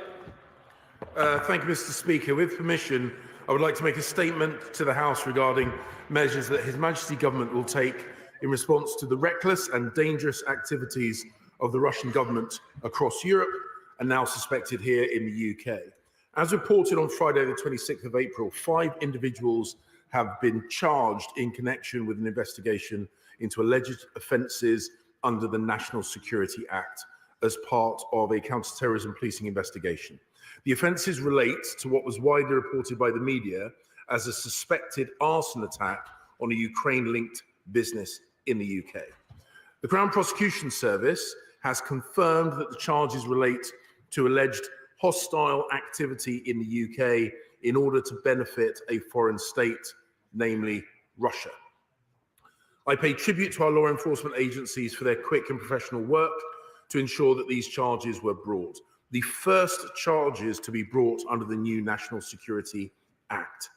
Measures which this government brought forward and which this House passed are already being used to keep our country safe. I also want to thank the emergency services who responded to the fire at the commercial property in London where the suspected activity took place. The charges here are serious, and it's only through good fortune that nobody was hurt. I want to reassure the House that public safety is of the utmost importance, which is why the law enforcement response has been quick and decisive. As members will appreciate, I must not say anything further on the specific case or any related case to avoid prejudicing the outcome of ongoing criminal proceedings. And I ask the House to respect this and to avoid using the debate to add to the speculation about this incident. It is vital that justice runs its course. However, I want to highlight to the House a pattern of suspected Russian activity that we are seeing across Europe. And of course, this is not the first time that we have uncovered malign activity seemingly linked to Russia in the UK in the past year. In September, 5 Bulgarian nationals were charged with conspiring to commit espionage activities in the UK on behalf of Russia. A 6th individual was later charged, and legal proceedings against all 6 are ongoing. There is a much broader pattern of Russian malign activity across Europe. These include plans for sabotage activities against military aid for Ukraine, in Germany and in Poland, espionage in Bulgaria and in Italy, cyber attacks and disinformation activities, airspace violations, and GPS jamming with an impact on civil aviation. Over a number of years, we have witnessed Russia and its intelligence services engage in yet more open and more brazen attempts to undermine our security, harm our people, and interfere in our democracies. Litvinenko, Georgia, Crimea, Salisbury, Ukraine, and across Europe. And since the illegal invasion of Ukraine, the rhetoric, the threats, the accusations from Russia have only increased, as Putin seeks to justify the death and destruction that he has brought to the Ukrainian people. These activities bear all the hallmarks of a deliberate campaign by Russia designed to bring the war home across Europe and to undermine our collective resolve to support Ukraine in its fight.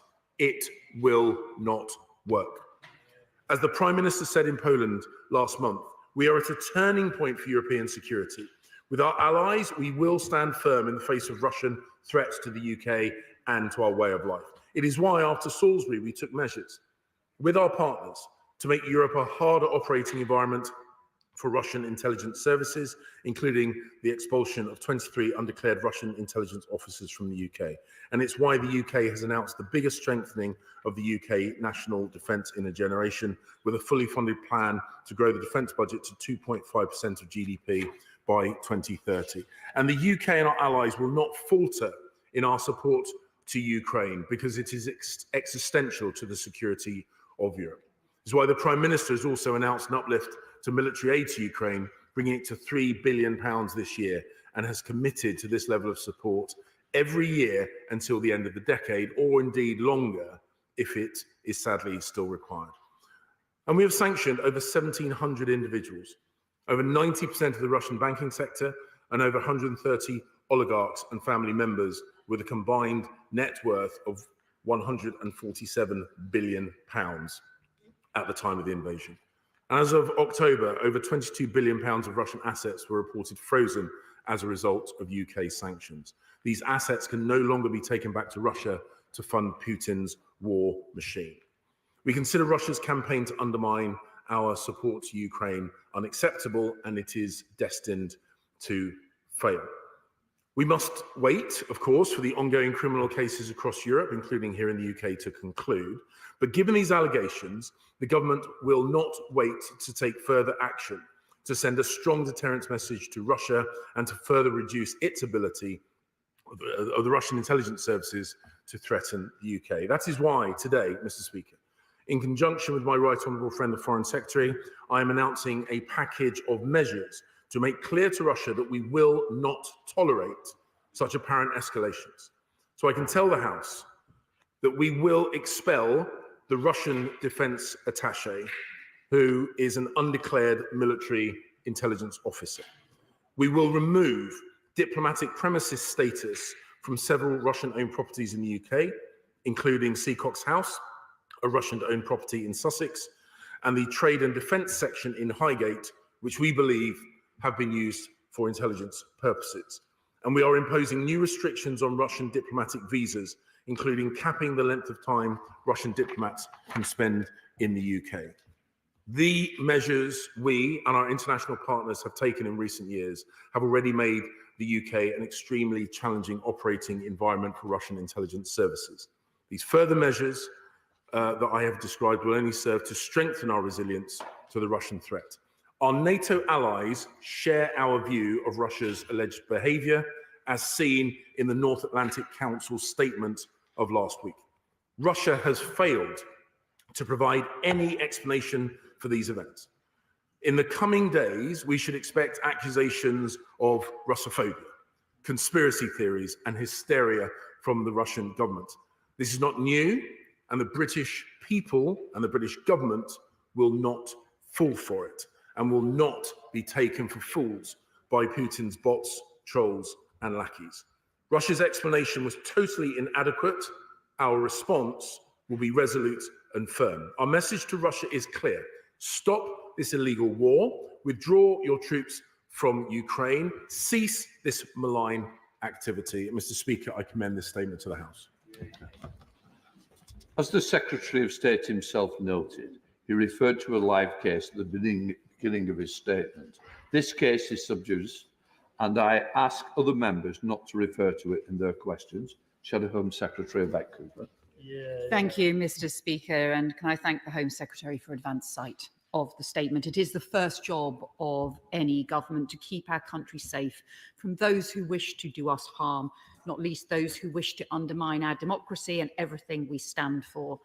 And we pay tribute to the remarkable work of our intelligence and security services, our law enforcement agencies at home and abroad, who strain every sinew to keep us safe. And we will always work with the government on those national security issues. The arson attack the Home Secretary describes was a very serious one. The charges now laid are important. We support the work of law enforcement in this case, and it's immensely important nothing is done to cut across that criminal justice case now.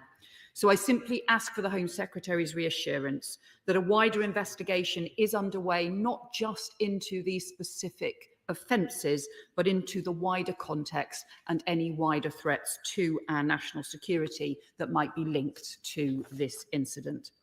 The Home Secretary has been clear in linking these charges to Russia, and we echo the Home Secretary's strong condemnation of Russian interference and hostile activity here in the UK and throughout Europe. Repeatedly, we have seen a brazen disregard by Russia for the rule of law, for the UK, for our allies, for our domestic security. And as my right honourable friends, the shadow foreign and defence secretaries have made clear, we stand shoulder to shoulder with the government in our support for Ukraine. Any change in government will not change that strong cross-party support as we stand with our allies. Putin must be defeated in Ukraine, and Britain must stand full square behind our Ukrainian friends. Russia under Putin is a long-term, generational threat to the security of Europe, which requires a long-term response. And as my right honourable friend, the Shadow Defence Secretary, said just yesterday, the defence of the UK starts in Ukraine. But as the Home Secretary has made clear, these challenges are also to our homeland security, and that is why we support wholeheartedly the measures the Home Secretary has set out today, just as we worked on a cross-party basis with the government to pass the National Security Act, and we will work closely with them in going further. But can I ask him a few further questions about these measures and about what further measures the government may be able to take? And ask him whether he expects there to be a diplomatic response from Russia. Can I ask him also, we saw obviously to such appalling extent in Salisbury very many years ago, the willingness of Russian-sponsored actors to put the safety of British citizens and British residents at risk.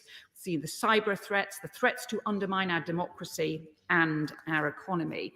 But I am concerned that we have known about the scale of these threats for some time, and in areas we have been too slow to respond. He's been too slow to rid the UK of illicit finance. He will know that concerns have been raised about prohibited imports of Russia-origin oil through third countries making their way to UK shores. Can he tell me what action is being taken to ensure that those sanctions are being enforced? He will know that there is real concern still that the UK is still too easy for lawyers, accountants, and for the laundering of Russian money through the UK that potentially aids and abets Putin's war.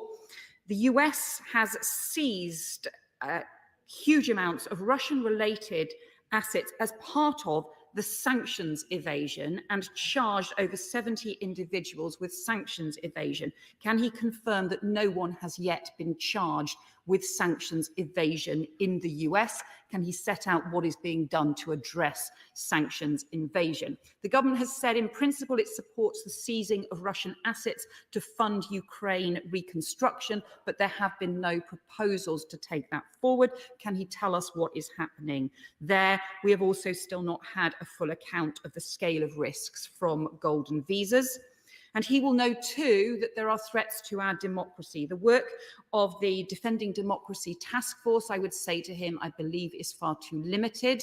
And whilst the Security Minister is working on this, can I ask him what engagement he as Home Secretary has had and whether this has been discussed at the National Security Council too? And finally, the update to the government's integrated review warned in March last year that the transition into a multipolar, fragmented and contested world has happened more quickly and definitively than anticipated. And it refers to the Iranian-sponsored kidnap and kill threats on UK soil, the repression of Hong Kong protesters outside of the Chinese consulate in Manchester. The UK has undergone, not just because of the work behaviour from Russia, but more widely, a fundamental shift in the threat landscape as increasingly aggressive state actors feel emboldened to target the UK, often doing so in cooperation with serious unorganised crime. So can I urge him to look at the work that was done after the huge shift in the terror threat that we faced after 9/11 and after 7/7 to draw up the contest strategy. We do not have a similar contest strategy for state actors and state-sponsored threats. The work is far too fragmented. We in the Labour Party would like to see a comprehensive contest equivalent. Can I urge him to look again at that? And we will work with him on that too.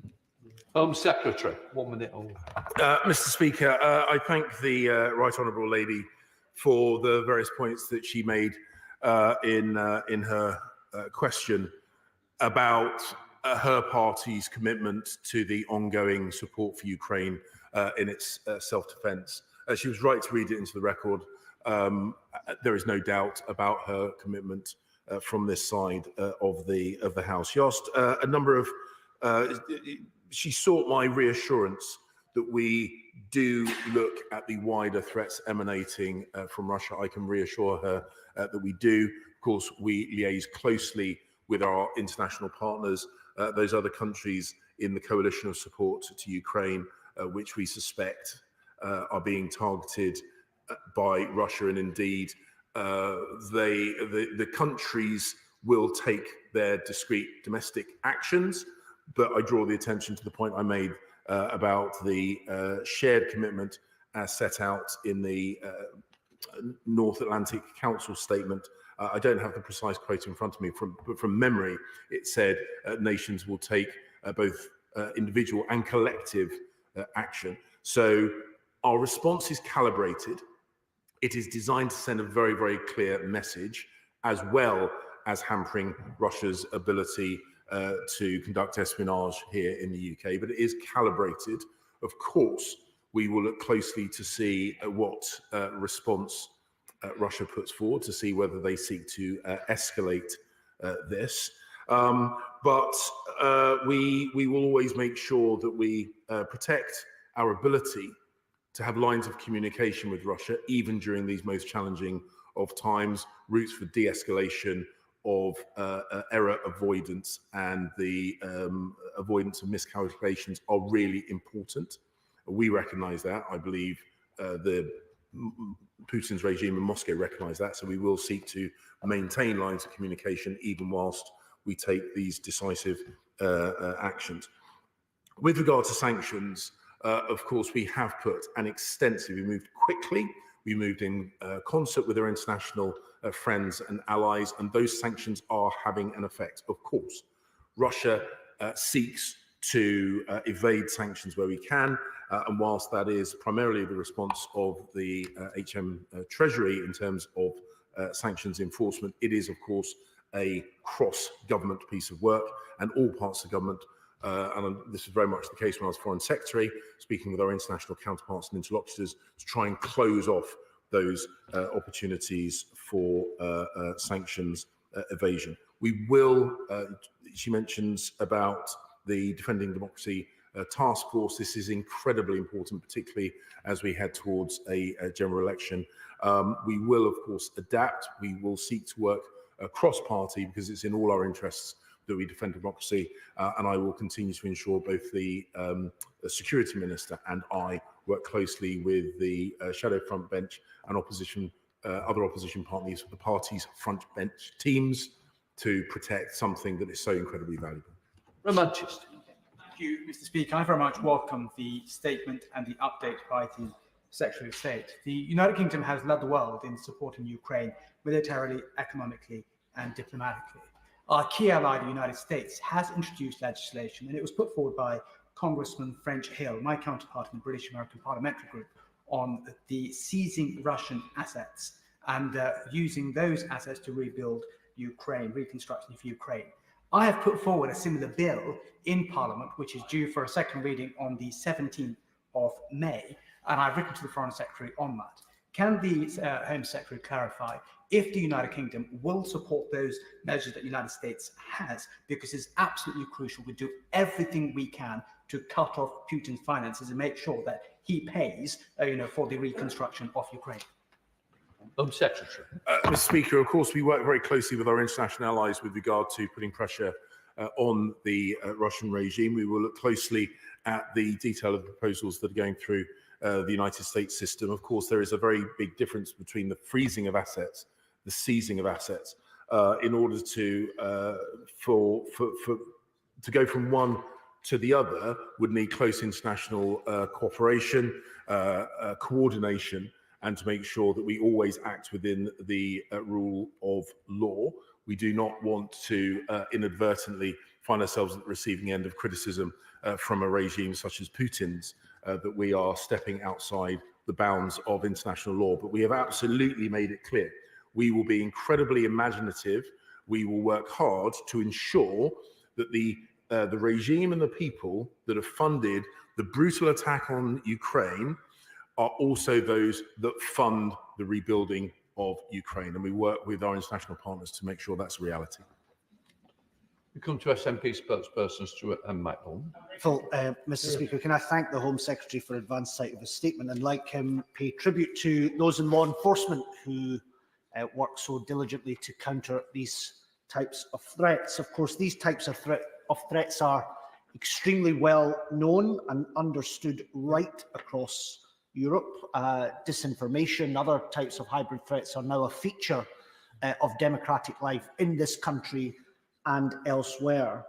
And I think what that needs, Mr. Speaker, is a comprehensive sea change in how we approach that threat, a new whole of society approach to dealing with hybrid threats. I'm fine to support the government's increase in defence spending, but really what we need is new thinking, new doctrines, new institutions in order to compete against threats that are ever evolving, becoming more sophisticated, more aggressive, and also extremely well funded. I want to focus in particular on the threat on disinformation, especially because we're in an election year. It used to be the case that the government would provide Parliament, I can't quite recall when this stopped, with a 6-monthly update on the threat posed by Daesh. Can we have a similar type of statement on hostile disinformation? A written statement to Parliament on a regular basis, informing members of where that threat is and what's being done to meet it. Can I echo the comments that have been made about pressing the government to ensure sanctioned money is converted into Ukrainian hryvnia to allow that country to rebuild? I won't press the Minister on that any further. He knows our views on it. But I would also point out, whilst I welcome the seizure of the assets he mentions in his statement and the expulsion of the defence attaché, there are tons of assets in Scotland, I can tell him, land, estates and much else that could also be seized. And if he chooses to look into that any further, he will certainly have our support. Thank you, Mr. Speaker. I think it's very important we are precise in our use of language. The Russian assets have been sanctioned. They have been frozen. And there is a very important legal difference between freezing and seizing. And it's important. No one has, as far as I'm aware, no one has seized or liquidated Russian assets. But of course, we abide by our commitment to make sure that the people that funded the brutality fund the reconstruction, and we are absolutely committed to that. I've taken note of the point you made about regular updates, particularly as disinformation and distortions of our democracy and society have a more direct and immediate effect in the UK than perhaps the activities of Daesh. So I will take on board the practicalities of how much detail we might be able to put in the public domain. But we have, the government has set aside significant amounts of money to the Defending Democracy Task Force and the work streams that flow out from that to help parliamentarians and candidates at the forthcoming election defend themselves both physically and digitally against the sorts that might come from them. We are constantly looking at ways to make sure that is effective as possible. And with regards to the the points he made about international cooperation, of course, we will continue to work very, very closely with our allies, because our self-defence has got to be collective if it's going to be fully effective. Christopher Blount. Thank you, Mr. Speaker. I wholeheartedly support every word that the Home Secretary has said today. He is absolutely right. Putin has been engaged now for at least 10 years, arguably longer, in a sustained, hostile and malign set of actions against the UK and our allies. And on occasions when we have not been as overt in our opposition, I think he's taken advantage of that. So I'm glad that the Home Secretary has taken this action today. He knows all the things I'm going to ask him about. Why is there still Russian oil coming into the UK? Why is Russia still exporting the same amount of oil as it did before sanctions were introduced? Why have we still not gone as far as the Americans and the Canadians in seeking to not just freeze but seize Russian assets so that we could state assets so that they can be used for the development of Ukraine? Why has the Abramovich money still not gone to Ukraine? Because that would be more than £3 billion, more than the amount that the UK has so far devoted. And finally, can you just say a word about Vladimir Kara-Murza? For, you know, a man many of us have met here, very, very brave. We want to make sure that the UK government is doing everything in its power to make sure that he is protected in Russia. Secretary. Mr. Speaker, the honourable gentleman's asked a number of questions, which some of which are very much in the remit of the Foreign Secretary. The Deputy Foreign Secretary will answer in this House on his behalf, but I can let him know that the answers that I have previously given to him and have been given from the Foreign Office will have remained unchanged. We, of course, work with our international partners because it has to be sanctions evasion, and the fight against sanctions evasion is by nature an international act. As I say, enforcement is predominantly a HMT competency, and the international cooperation falls very much within the remit of the FCDO. But of course, we all work to try and ensure that sanctions evasion does not happen. I'm going to have to correct him. A number of countries are investigating what a seizure and liquidation of Russian assets regime might look like. No country has seized and liquidated Russian assets. And as I say, so we will continue to work with our international partners to exploring ways of ensuring that the people who've paid for the brutality paid for the regime. But to say that other countries have done this is not accurate. Very sure. Mr. Speaker, can I say what a pleasure it is that we're taking this seriously? And the words of the Home Secretary filled me with renewed optimism, because I think we need both optimism and action. And does he agree with me that we can never underrate the Russians and Vladimir Putin? The fact of the matter is they are very clever. And they are using strategies, whether they're financial or whether they're using people, dupes in Europe and other places to channel their influence. We have to be wary at every level. Did he think that our intelligence services are equipped to cope with the real challenge that we now have from Russia and indeed from China? And has he picking up what I'm picking up from a lot of my old friends in Washington, that they're not only very disturbed about Russian influence on American elections. I have heard very strong information that they believe that some of the influence coming from Russia via London and from the United Kingdom, and that is a real problem. And can we make sure, and he knows I've got this bee in my bonnet, there are people in this parliament have been named as very close to Russia. We have a member of the House of Lords featured in a main article in the Times only 2 weeks ago. A member of the House of Lords. Surely we must make our House and our Parliament as clean and as above board as absolutely possible. And if there are groups or individuals in this place, we should know about it. I presume there was a question. Mr. Speaker, the honourable gentleman speaks with great knowledge and passion about these incredibly important issues. He will, of course, understand that I will not go into detail about intelligence and security matters, but I can reassure him and I can reassure the House that both our intelligence services, the external facing services, and our security services are incredibly effective, are without doubt amongst the best in the world, and I would perhaps rather arrogantly suggest are the best in the world. Both in my experience as Home Secretary and my former role as Foreign Secretary, I have seen the positive diplomatic influence that our agencies bring on our behalf. They are regarded very, very highly by our allies and international partners.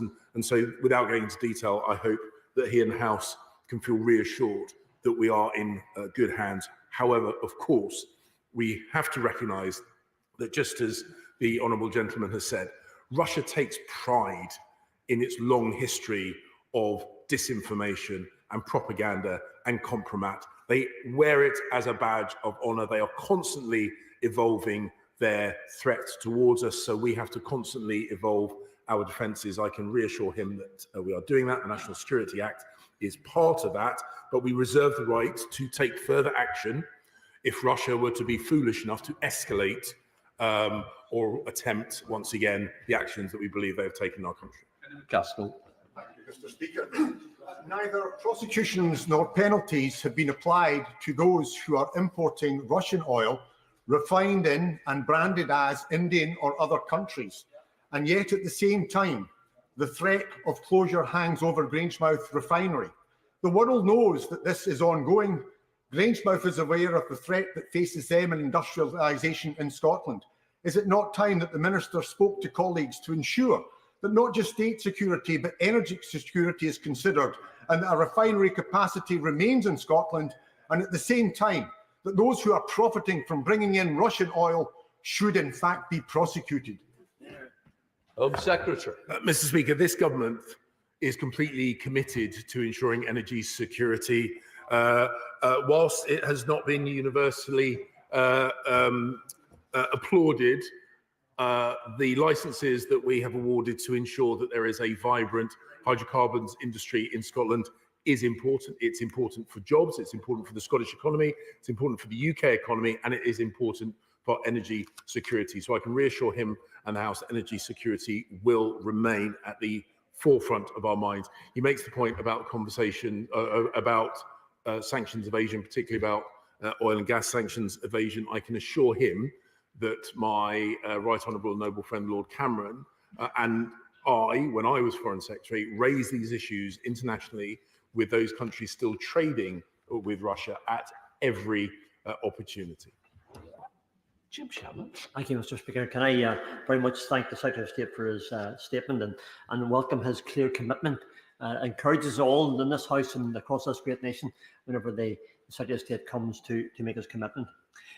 Bearing in mind the overnight raid on Ukraine's energy facilities and the continued aggression carried out when our eyes are turned very much to the Middle East, does the Secretary of State not believe that we must send a very swift, strong message to Putin that we are approaching the point where decisive action must be taken by the Allies, and that we have both capacity and the will to intervene against a despicable war being waged and carried against the Ukrainian people?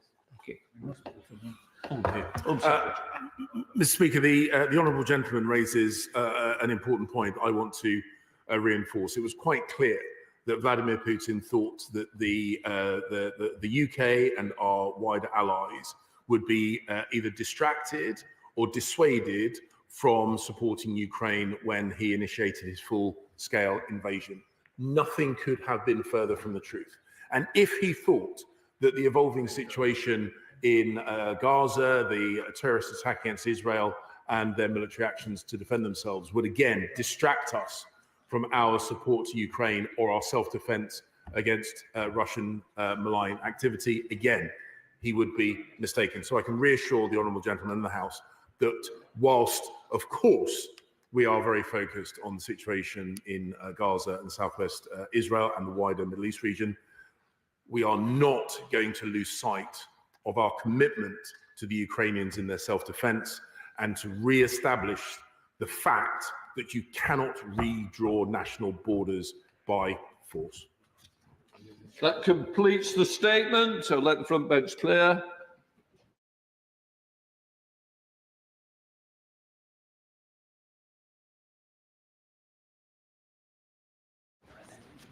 We now come to the next statement to call Minister Tom Pezler.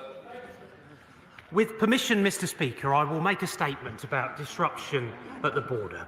At around 7:45 last night, the Home Office became aware of a significant IT outage. Investigations determined that the incident was caused by technical issues within the Home Office network. The relevant teams quickly swung into action, and a technical response was underway within 6 minutes. Once the fault was identified, officials worked closely with partners to rectify the problem and restore service. I joined a gold call with the lead officials at midnight last night, and the issue was resolved shortly before midnight. My information this morning is that all impacted systems have been restored and the incident has been formally closed with all due diligence checks completed. At this stage, I can assure the House and the wider public that all security checks were maintained throughout. Border security was not compromised at any point, and there is no indication of malicious cyber activity. Police access to operational systems was unaffected. As a result of the outage, there were delays at some airports, as members will be aware. The queues remain manageable and within health and safety parameters. Staff on the ground supported passengers, including through the provision of water, and ensured welfare needs were met. While undoubtedly inconvenient, the delays were necessary to maintain the integrity of our border. That is not to minimise the impact of the disruption, and I realise this will have been frustrating for all those affected. I offer my thanks to passengers for their patience as urgent activity was mounted to resolve the incident. I also place on record my gratitude to all the personnel who are involved in the response, including staff within the Home Office and Border Force and at airports. Mr. Speaker, I realise there will be a number of questions arising from this occurrence. I will, of course, do my utmost to provide as much information as possible, with the caveat that detailed work to understand the circumstances is ongoing. As the House and the public would expect, comprehensive activity to ascertain all relevant information about what happened will be undertaken in earnest in the coming days. Any incident involving our border systems causes concern. That is perfectly understandable. It is, though, worth putting this in context. Border Force facilitated over 132 million passenger arrivals last year, consistently processing over 90% of passengers within service standards. As I've said, security was maintained at all times, an urgent response was mounted, and the issue was fully resolved in a matter of hours. Nonetheless, I sincerely apologise for the disruption that occurred. I can assure the House that the Home Secretary and I will be unswerving in our determination to ensure that every possible lesson is learned, to ensure that this does not happen again, and I know that will be the objective of everyone across the Home Office. The security, integrity, and effectiveness of the UK border is paramount. It is my foremost priority and will be for the entirety of the time that I have in this role. I commend this statement to the House. Shadow Minister Dan Jarvis. Madam Deputy Speaker, can I thank the Minister for his statement and for advance sight of it? And at the outset, let me join with him in paying tribute to the staff who responded swiftly to resolve last night's e-gate network outrage. Their actions should be commended. And I also think, as the Minister did, it's right to pay tribute to the passengers who waited patiently for many hours, some of them after very long flights. Now, Madam Deputy Speaker, our border security is not and should not be a dividing issue, and the Minister has done the right thing coming to the House today with the aim to provide clarity and reassurance on this extremely important matter. However, I am sure that the House will agree that the chaotic scenes across many of the UK's major airports last night are unacceptable, not least given e-gates have failed on several occasions in recent years. The system collapsed at the start of the late May bank holiday weekend in 2023 because of a failed system upgrade. And in 2021, technical issues caused the gates to fail 3 times in 2 months. That is unacceptable. And it brings into sharp focus how the current high-capacity e-gate system is no longer reliable enough and risks further damaging public trust in the government's management of our border security. Furthermore, whilst the Minister made clear that last night's e-gate failure was due to technical issues, not malign activity, the Home Office and Border Force must be making every effort to ensure that any such technical issues do not expose vulnerabilities to the system that could be exploited by our adversaries, be they state or non-state malign actors. Madam Deputy Speaker, Britain's border system should at all times allow lawful entry into our country and stop illegal entry. The safety and security of our country depends on it. So I'd be grateful if the Minister could answer the following questions. Firstly, at this stage, is he able to confirm if the same technical issue responsible for previous e-gate failures is behind the events of last night? And if so, what urgent action will be taken to ensure it is finally resolved? Secondly, does the Minister believe the contingency plan for a national e-gate failure worked last night? And what does he deem to be an acceptable wait time for processing entries into the UK when e-gates fail?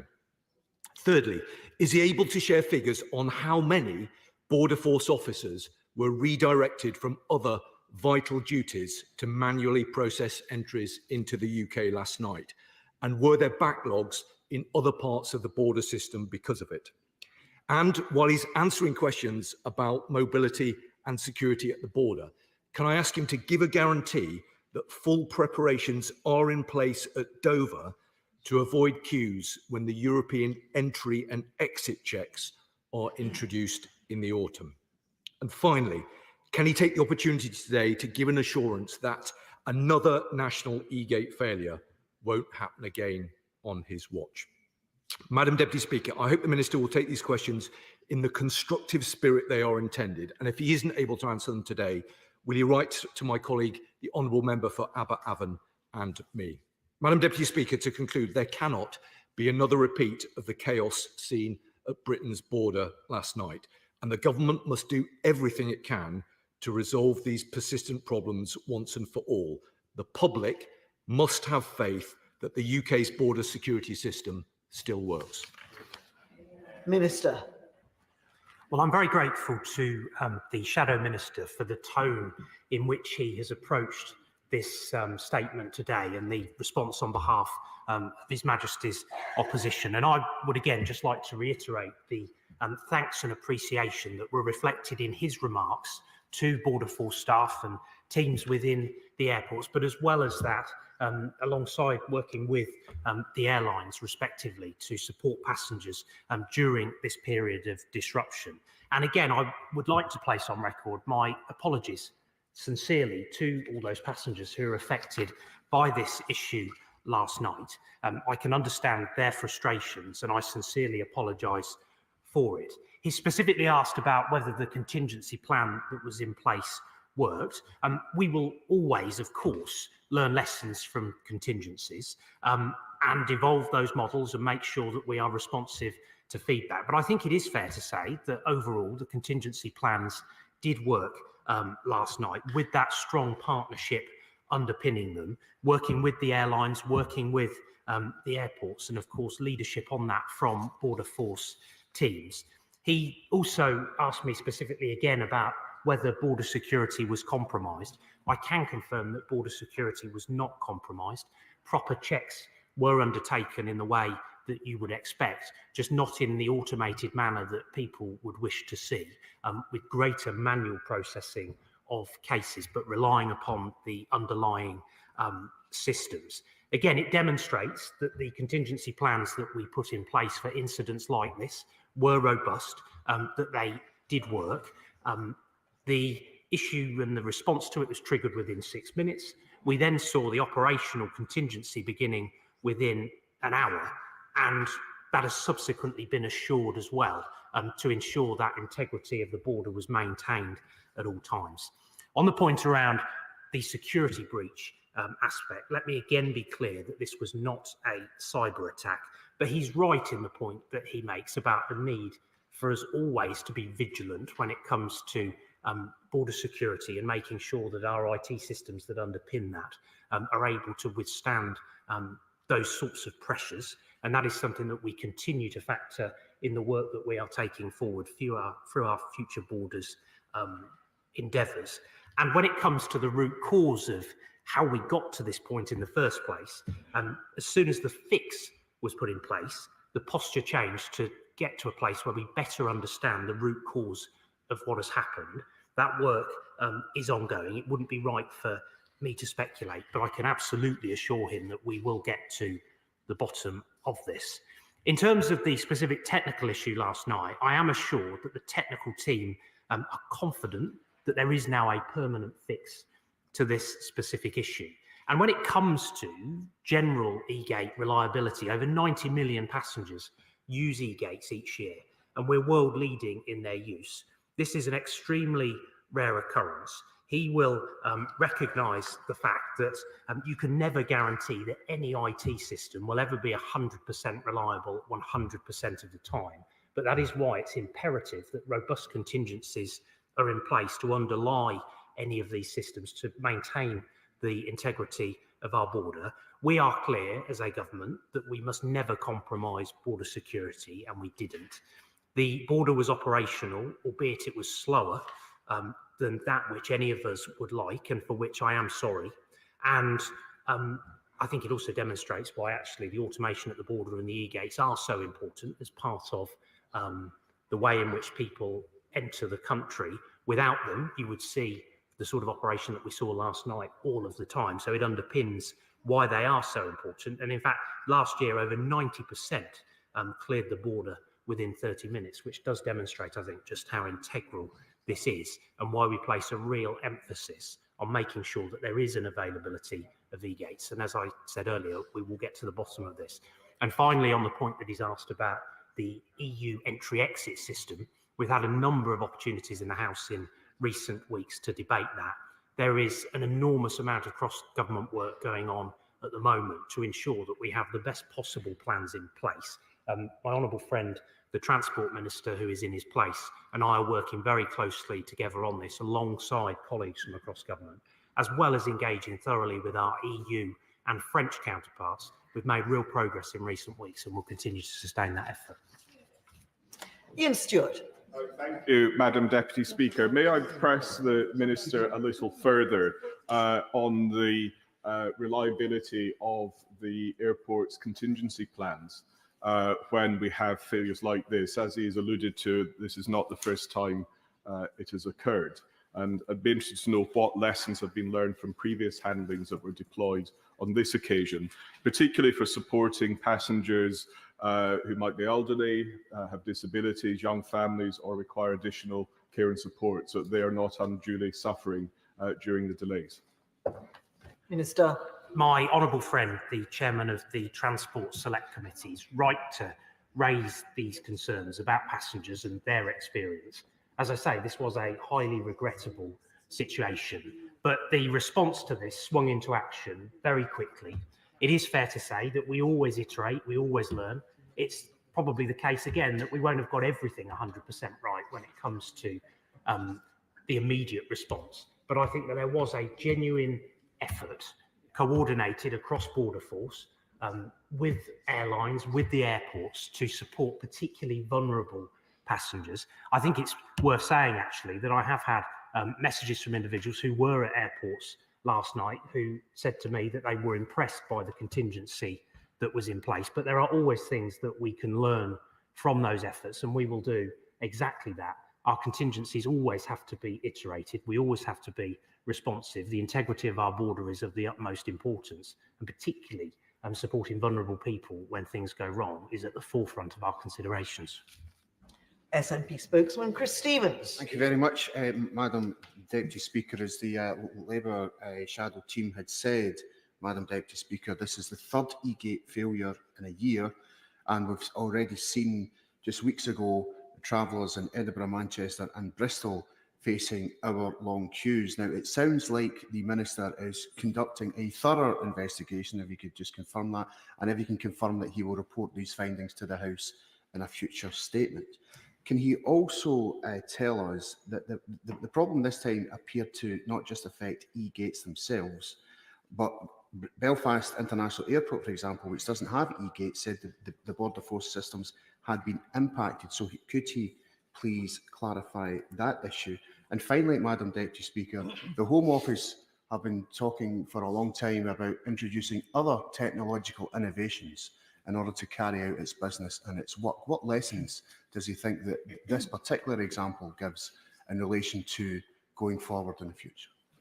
Minister. Well, can I also just thank the Shadow SNP spokesman for his constructive tone that he has taken in raising this. There was a number of points there that he raised. I can absolutely guarantee to him that there is a thorough investigation ongoing to get to precisely what it was that went wrong. The technical team are confident that the fix that has been put in place addresses the issue, but we of course want to understand the underlying root causes of what went wrong last night to ensure that the system is as robust as it can possibly be to withstand any of those technical challenges moving forward. And I will gladly take away the point that he raises about updating the House and consider how that can best be achieved. On the point that he raises in relation to Belfast Airport, if he doesn't mind, I'd like to take that point away and speak to Border Force officials about that and provide him with a written update. And when it comes to the wider delivery of what is actually a considerable programme of change at our domestic border over the course of the coming months, he will recall that we are rolling out changes through the electronic travel authorisation scheme. We've been delivering that in phases. The early indications have been good. It allows us to have much greater information upstream about passengers before they arrive at our border, which of course helps us to tackle threats before they travel, which is an improved situation and allows us to understand more about passengers who currently we know very little about before they set off to come to the United Kingdom, as opposed to trying to deal with those issues at the border, as well as introducing measures like e-visas, which again is a really important part of our programme to digitise the border. I think it's important to say that there will always be a physical border force presence at our airports to ensure. Well, the honourable gentleman, the member for Rhondda, remarks on that. I wanted to make that point clear to the House because I think there is always a place for technology. There is an important role for automation to play, but it's right that there is always that physical presence too, to be able to support people who arrive through our ports to make sure that we can respond to any issues. And what the automation process will allow us to do is to focus more increasingly on risk and to deploy Border Force officers to deal with that in greater volumes, as well as improving the passenger experience. So he's right to raise this. Any and all learning will be taken forward as we develop those processes and as we take those programmes forward. But I'm confident that the plans that we have around them is robust and we will get on and deliver on the commitments that we've made. Henry Smith.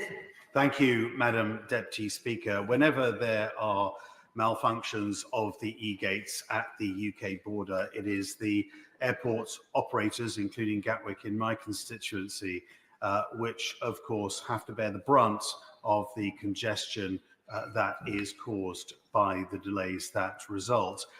As the Home Office updates the e-gates system with new technology, what assurances can he give me that he will engage, and the Home Office will engage with the airport operators to ensure that they are very much part of ensuring that we have both a secure but free-flowing border? Minister. My honourable friend recognises, I know, the importance of the digitisation that we are taking forward of our border from a security perspective, from an efficiency perspective, but also from a customer service perspective, all of which is very important to the various airlines as well as the airport operators. My understanding is that consistently there has been significant engagement around the work that we are taking forward through the Future Borders programme, as well as routine engagement that's conducted with Border Force officials. I think that was reflected actually in the work that we saw on the ground last night in responding to this issue, actually, how strong those links, how strong those connections are. But we must never be complacent about this. And when it comes to the programmes that we're developing and that we've made commitments to deliver, I can guarantee to him that we will sustain that drumbeat of engagement. I am keen to lean into that as the Minister. Officials will continue to do that as well. And I'm very grateful, actually, for my honourable friend's efforts in raising issues and concerns from Gatwick Airport. He is a very diligent representative of his local area, and I'm really appreciative of his input. Sir Chris Bryant. Thank you, Madam Deputy Speaker. I commend the Minister for making a statement today. It's good to see such transparency. Can you just clarify, how long did it take from the moment that the service went down to its restoration? Was it an hour, 2 hours, 3 hours?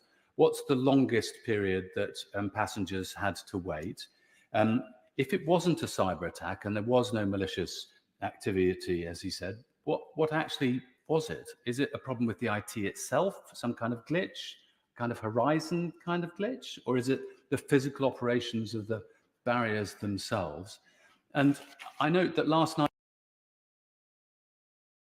is not the day with the largest number of travellers in the UK. We will have further days later on this year when we could have significantly larger numbers, for instance, the Whitsun Bank holiday. What measures is he putting in place to make sure that there are sufficient contingency measures just in case it does go down again? Minister. Again, can I just thank the honourable gentleman for the way in which he has put his questions. Many passengers saw waits of around 2 to 3 hours last night as they were processed through the border. And as I was able to set out in my opening remarks as part of this statement, the fix began to take effect at around midnight. So there were several hours between the issue first becoming known about, the response to that kicking in around 6 minutes later, to then finally getting to the point with which that fix began to make a difference at around 12:30. He has asked about what more we can do on the contingency side. I think there will be learning that comes out of last night. We will take that on board. There will be opportunities for us to discuss that and to evaluate, working with the airports, working with the airlines. As I've said consistently, I think it proved the response last night that actually there is robust contingency planning in place. It did make a difference. It did mean that the integrity of the border was maintained. But I am sorry about the fact that passengers had a longer wait than any of us would want to see. And when it comes to what the specific technical issue is, what I'm not going to do is to preempt the work that is ongoing at pace within the department to get to the bottom of the specifics of that. But of course, we will respond to it, and any learning that is required that flows from that will happen. Michael Longy. Thank you, Madam Deputy Speaker. Can I say the British people are world renowned for their patience in queuing, and I'd like to thank the Minister for his statement and for his apology, especially for my own Dudley constituents. I think the part that my constituents would struggle with more is his position on wanting to say how it is a #1 priority to make sure that our borders are 100% secure and that is a priority, when my same constituents can see hundreds, if not 1,000 a day landing on the beaches with no documentation whatsoever, are allowed to stay in this country, go on to commit crime, and several years later are still allowed to stay in this country. That's a very real frustration and an understanding that even I can't come to reconcile. Minister. I think my honourable friend will recognise that, of course, there are proper checks in place when people arrive at our airports, as happened last night. People who are arriving in our country perfectly legally, going about their business. And the work that we are taking forward will only help to enhance the security of our border through initiatives such as the electronic travel authorisation scheme, which I think his constituents would welcome, and which is akin to that which you see in the United States presently and in countries like Australia. But he is right to raise the issue of illegal migration as well. I can assure him and his constituents that proper security checks are carried out when people arrive clandestinely in that way. And people should not be making small boat crossings of the Channel. People should not be coming to the United Kingdom in the backs of lorries, for example. It is completely unacceptable.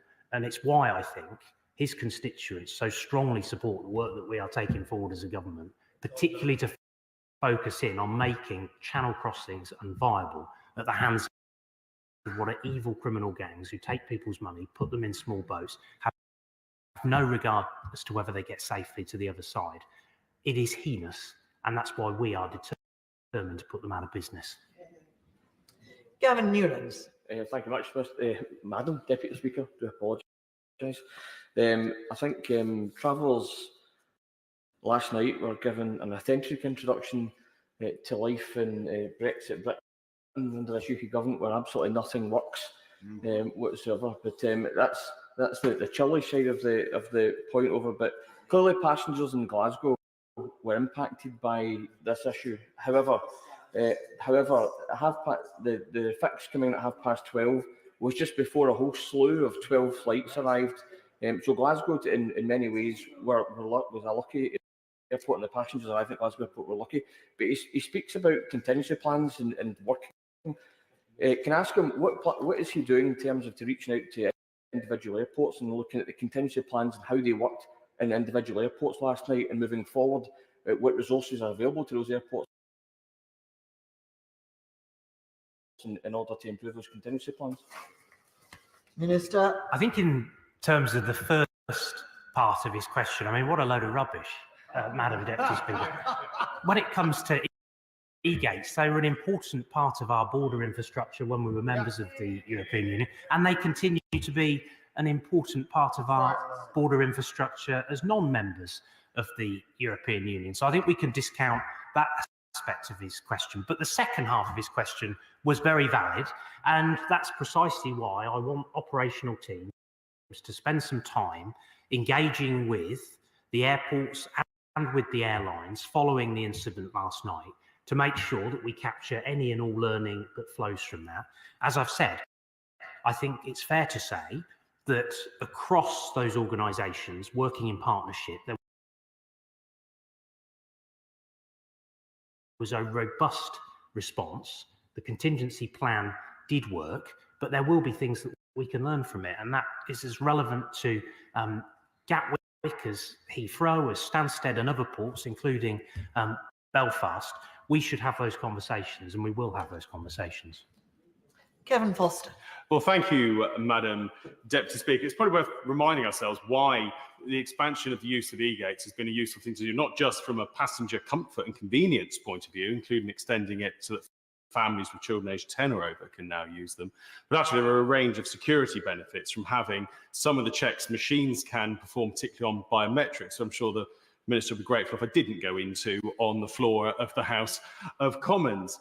But in terms of this type of outage, inevitably when technology is being relied on and used, there is always the potential for something to happen. It's reassuring to hear in this instance, not caused by a malign influence, and I'm sure the Minister, if it later emerged that was the case, would come back. But I can imagine the type of assurance that's being done within the Home Office before coming here today to give that assurance at the dispatch box. But I think for me, it is about focusing on what are the opportunities for other agencies and authorities to support Border Force in terms of delivering the border. To be very clear, it's very clear from his statement that at all times people are still being checked, but they're just being done by an officer rather than an e-gate. So what further work do you think could be done around, for example, having rapid deployment, support agreements, potentially with trained officers from other parts of the civil service who have the training to operate the border, but aren't necessarily routinely positioned to it? And also to, again, consider the fact that actually our core goal for the border, and particularly as the ETIS scheme comes in, is actually to stop people who are a threat or who we don't want to allow into the country actually getting on a plane in the first place to come to the United Kingdom, and actually more increasingly declining them at the place where they check in for their flight rather than the UK border. My honourable friend speaks with real authority on these issues, having been the architect of so much of the change that we are introducing at the border. He's right that when it comes to the opportunities of automation, those possibilities are enormous to improve the passenger experience, but also to have a greater understanding of many of those individuals who are travelling to our country and to be able to prevent some of that travel in the first place, rather than responding to that at the border where risk is involved.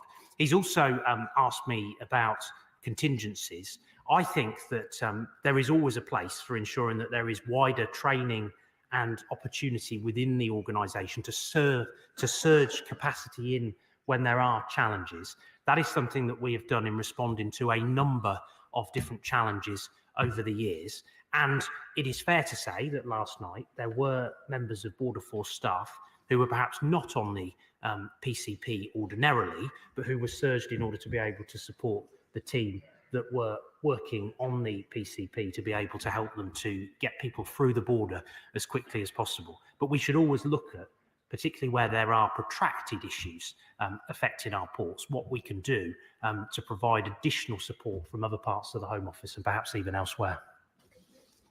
Vera Hophouse. Thank you, Madam Deputy Speaker. I too pay tribute to the staff who worked so hard to respond to the crisis and to every traveller who waited so patiently. But the episode says a lot about the priorities the government has when it comes to controlling our borders properly. Instead of chasing headlines on immoral and expensive policies to deport asylum seekers to Rwanda, can the Minister assure me that he will focus on making sure that my Bath constituents can travel freely, safely and without huge delays? That is always the priority of the government. I've set out the focus on security, the focus on efficiency, and also making sure that passengers have the best possible experience of the UK border. I've been able to set out the fact that in so many instances, a very high percentage of occasions, the e-gates work very successfully. That 90 million figure of passengers who pass through the e-gates quickly every year.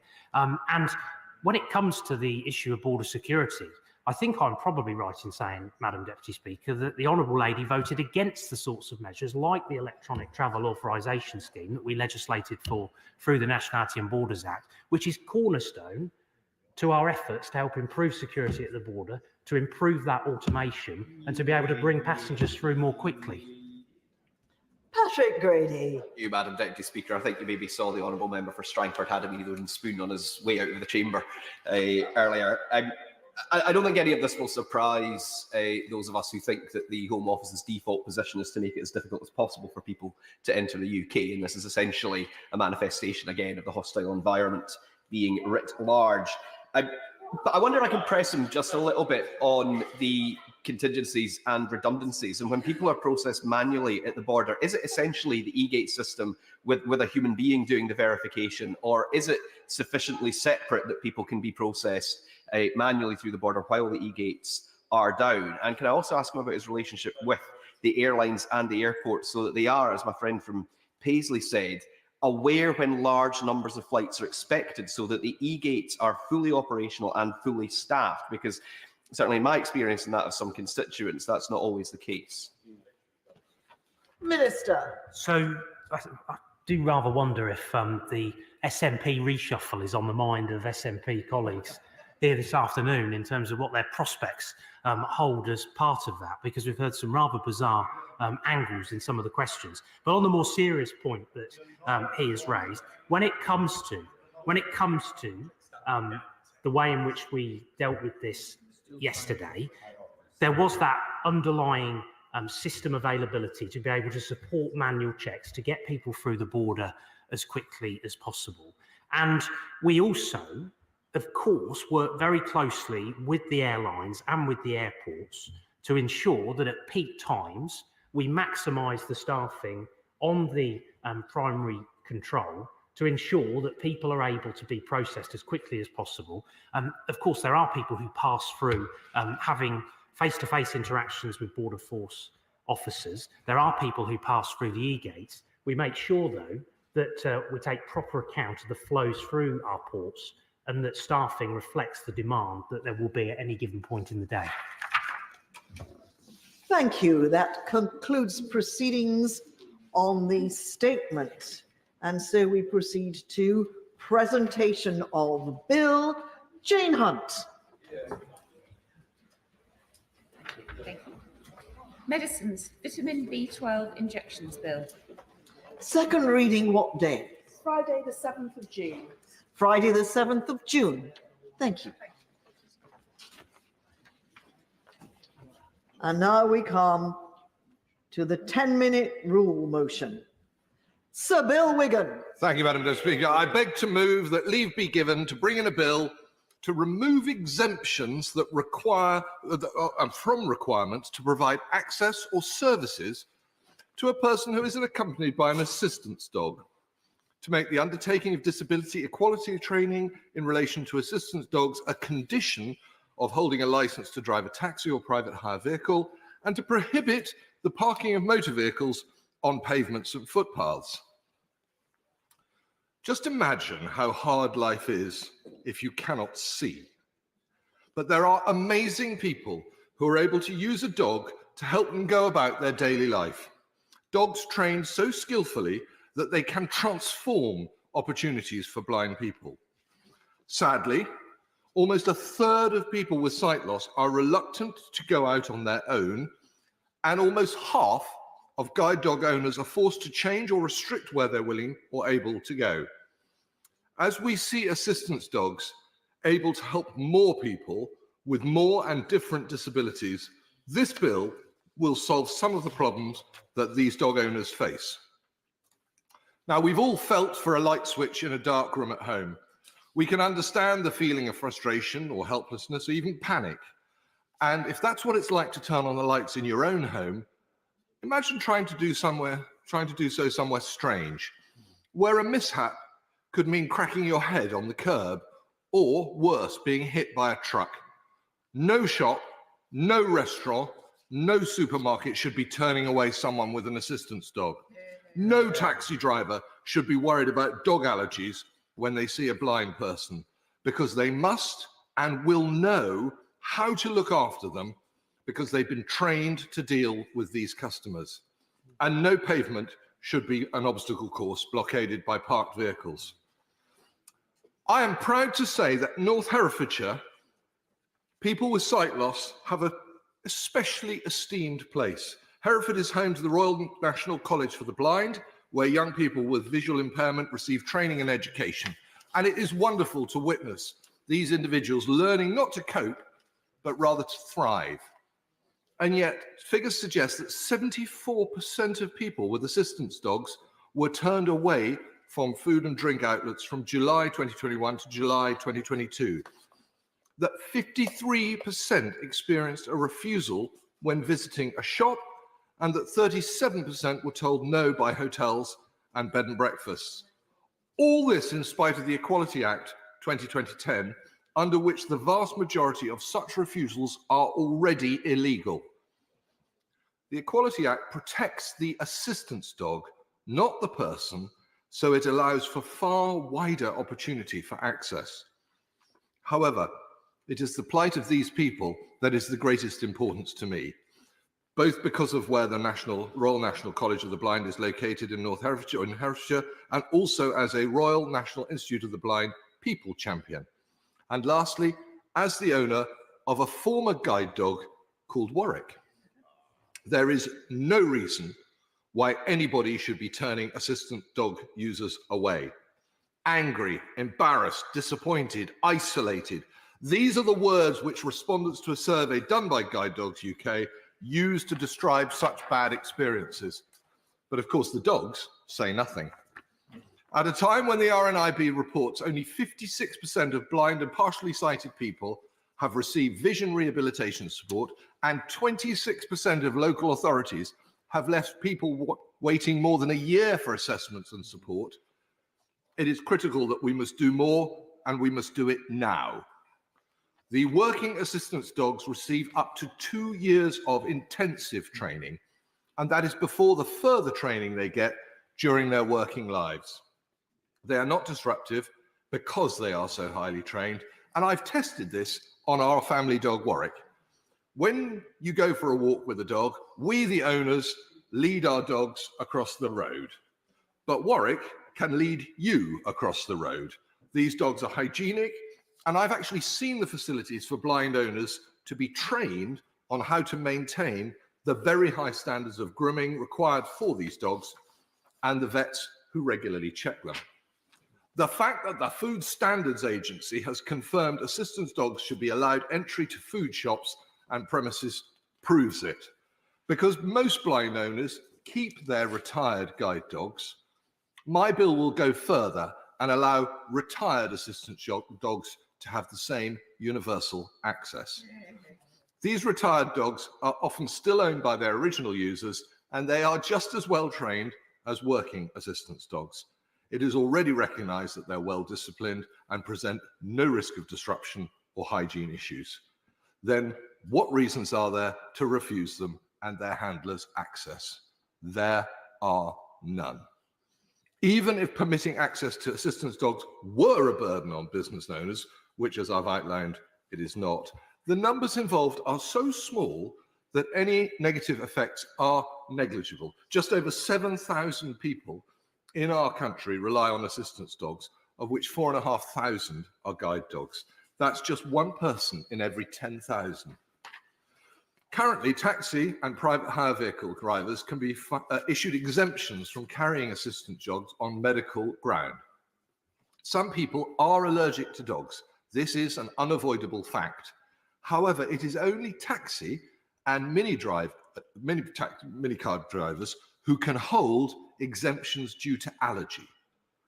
There are only 7,000 assistance dogs out. Surely we can accommodate everyone.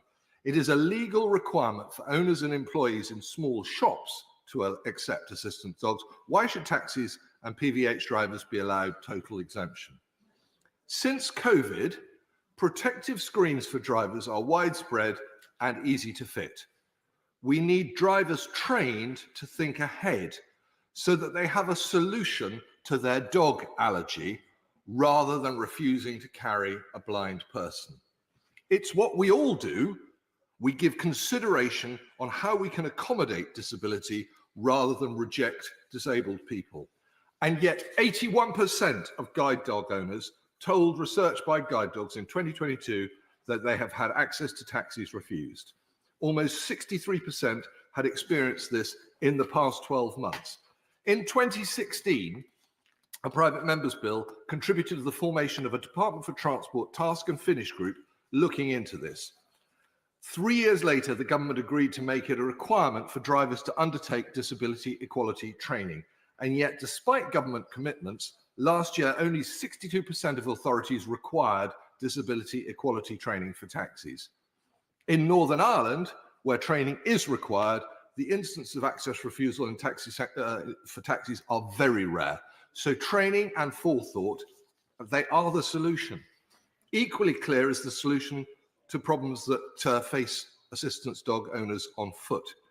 In 2019, 80% of blind or partially sighted people reported that pavement parking made it difficult for them to walk on pavements at least once a week. And more than 95% of people with sight loss stated that it had forced them to walk in the road.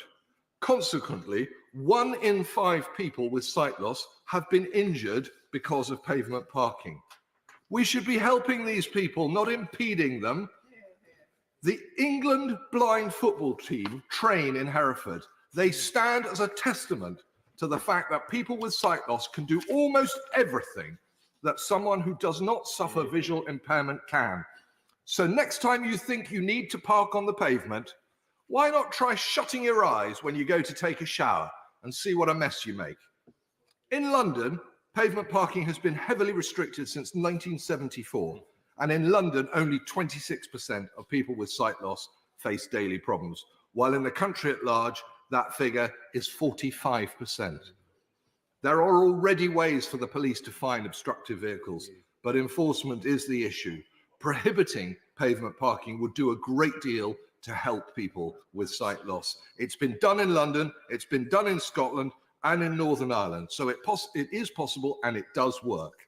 And the Transport Select Committee, their report of September 2019 recommended it. Now, I know the government is committed to the well-being and equality of people who use assistance dogs.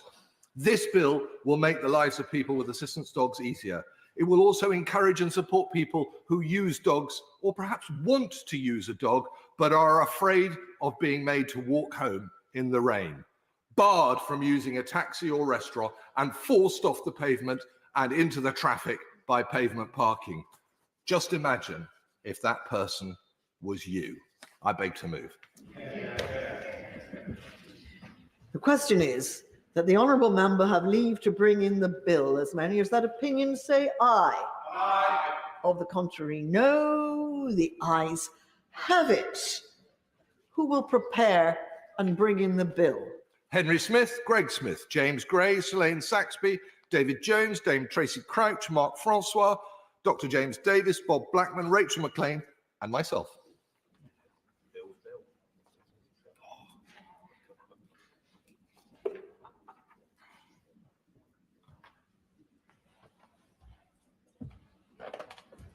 Sir Bill Wigan.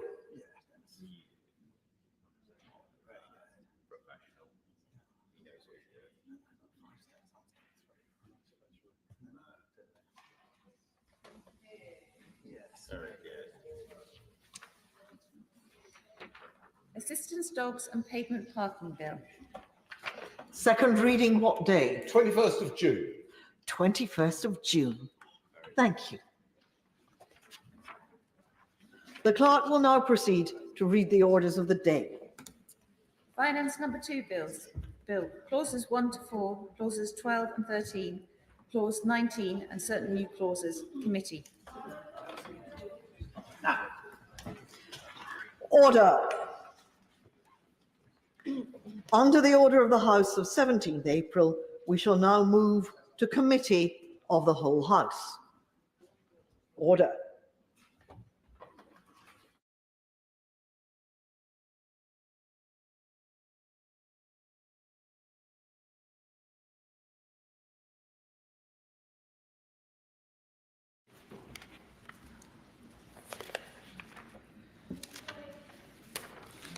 Order. Finance number 2 bill. Clauses 1 to 4, clauses 12 and 13, clause 19 and certain new clauses. We will begin with clause 1 stand part, with which it will be convenient to consider the other clauses and new clauses in group 1 as on the selection paper. The question is that clause 1 stand part of the bill. I call the Minister, Nigel Huddleston. Thank you, Madam Chair, and it's an honour to open this debate today. I'd like to start by setting out how, because of the progress this government has made, we have been able to cut taxes as part of our plan to reward work and grow the economy. The government has cut national insurance at both autumn statement and spring budget and has made above inflation increases to thresholds since 2010, with the basic rate threshold rising from £6,475 to £12,570 today. Taken together, these measures mean an average worker on £35,400 in 2024-25 will save £1,500 in personal taxes more than they otherwise would have done. Due to the significant real terms increases to the personal allowance, it is estimated that there will be 1.8 million people taken out of income tax by 2024-25 altogether, compared to the threshold rising in line with inflation from 2010-11. All workers can now earn £1,000 a month before paying any tax, due to the significant increases also to the national insurance contributions starting threshold, which we changed in July 2022.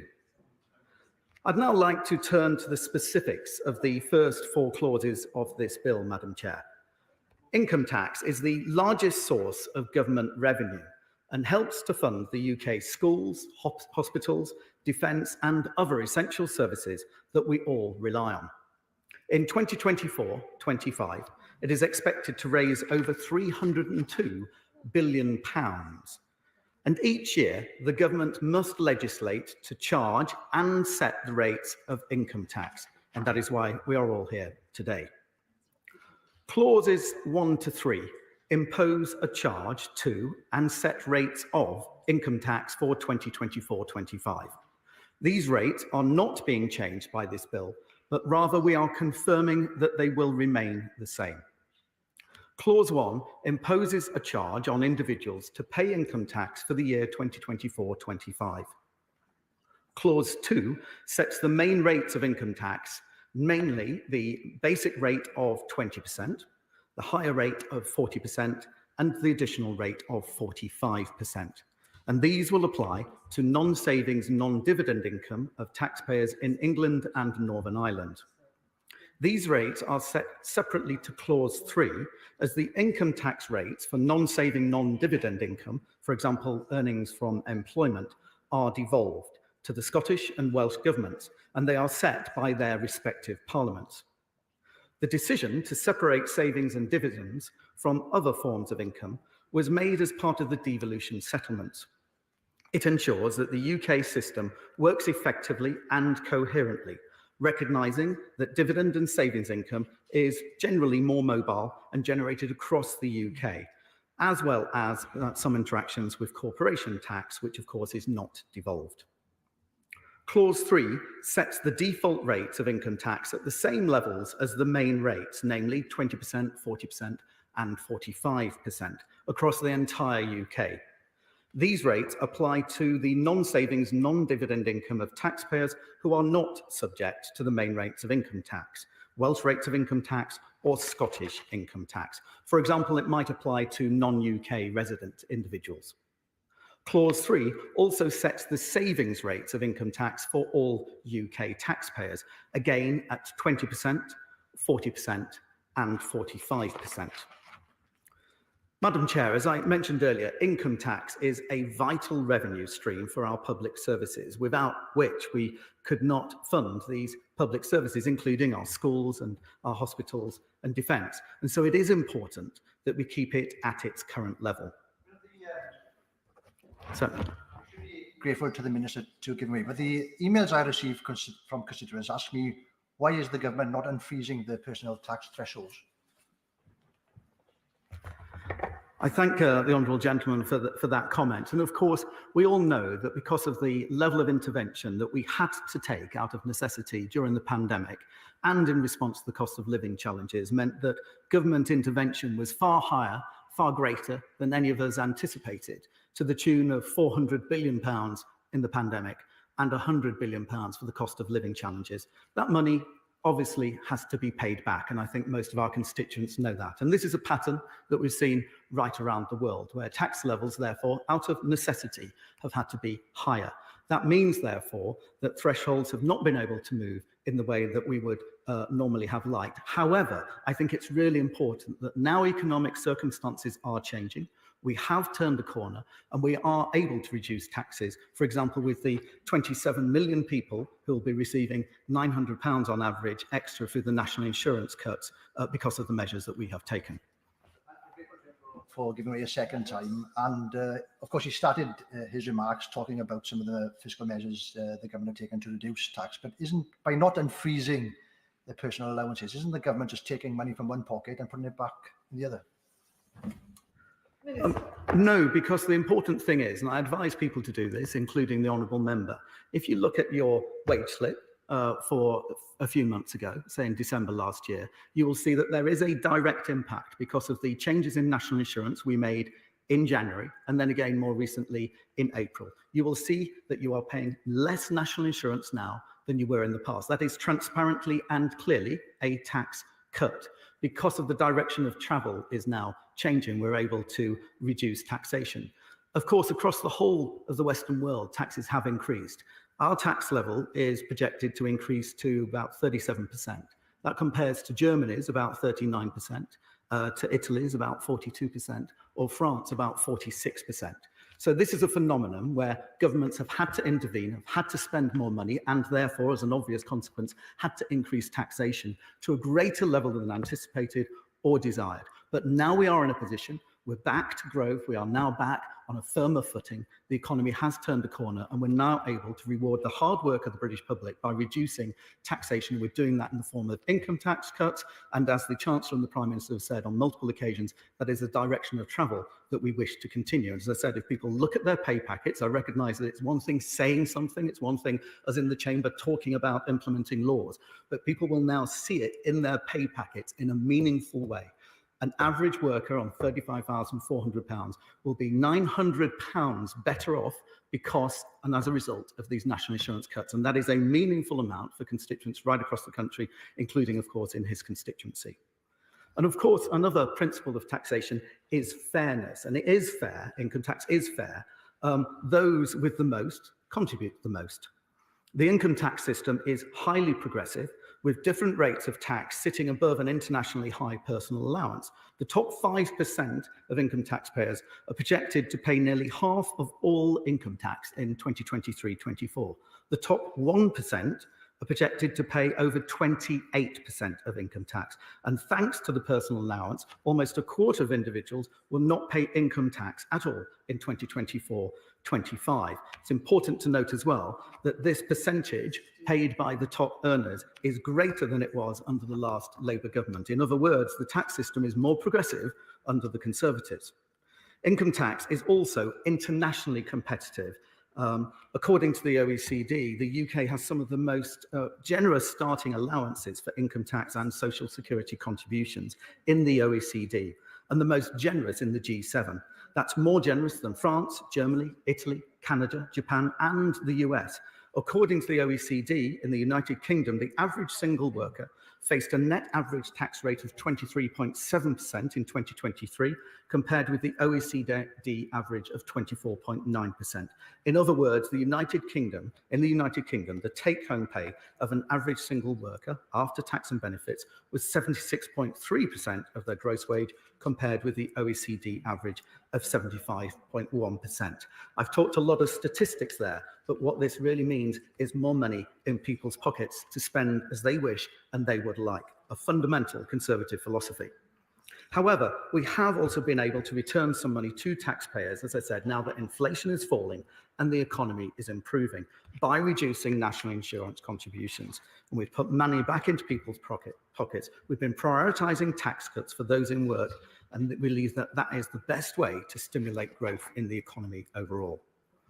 Turning now to clause 4, which continues the theme of maintenance of the income tax arrangements by keeping the starting rate for savings limit at its current level of £5,000 for the 2024-25 tax year.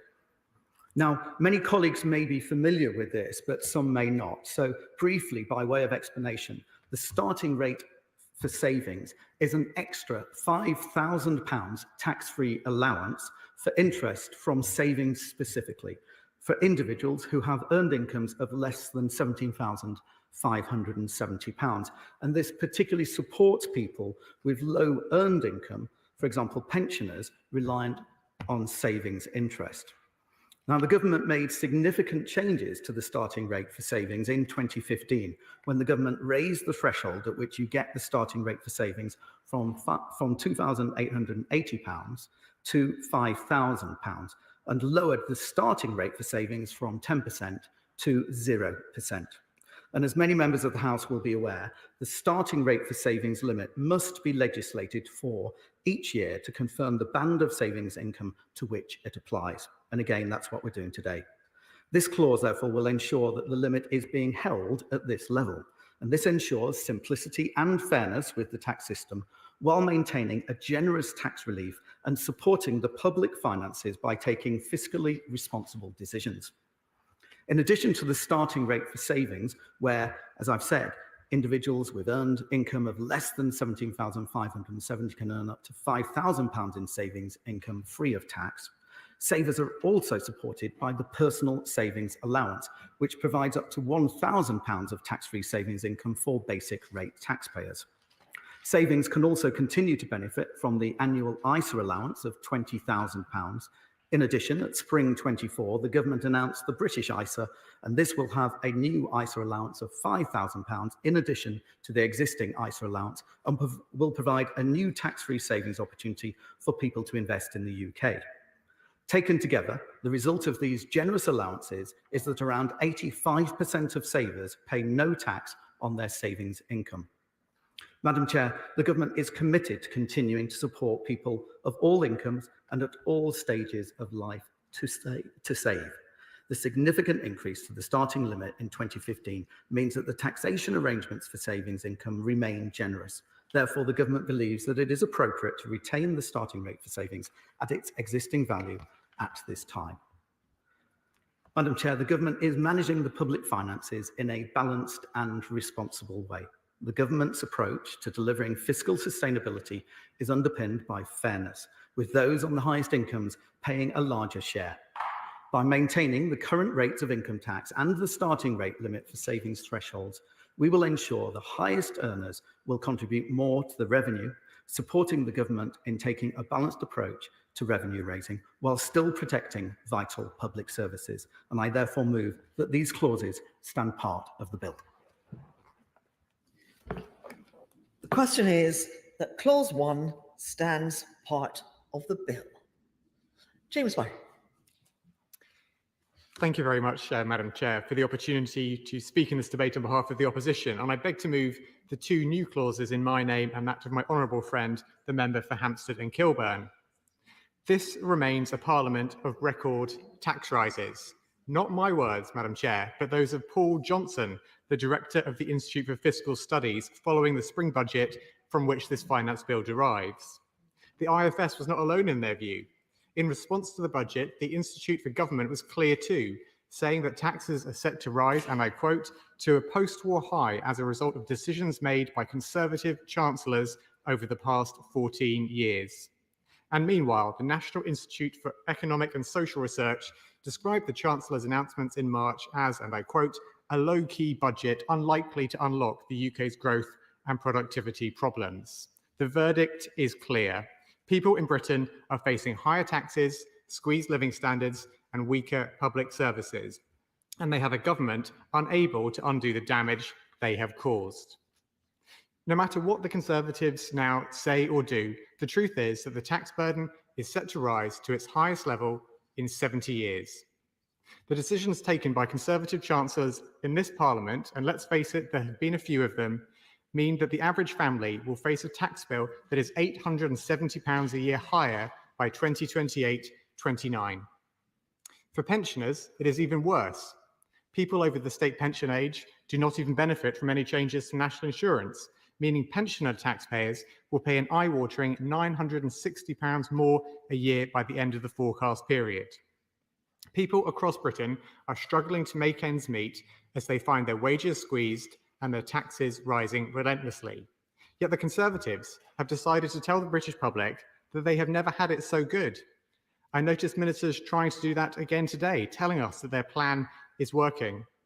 But that is not the reality of life for people who, at the next general election, will be asking themselves whether they and their family feel better off than they did 14 years ago. It is that reality that our new clauses today seek to expose.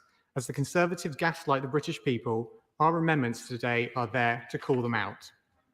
First, our new Clause 1 does this by requiring the government to come clean over how many people will be liable to pay income tax at 20% and 40% in the current tax year, how this number has changed over the last 3 years, and how this number will change in the 3 years ahead.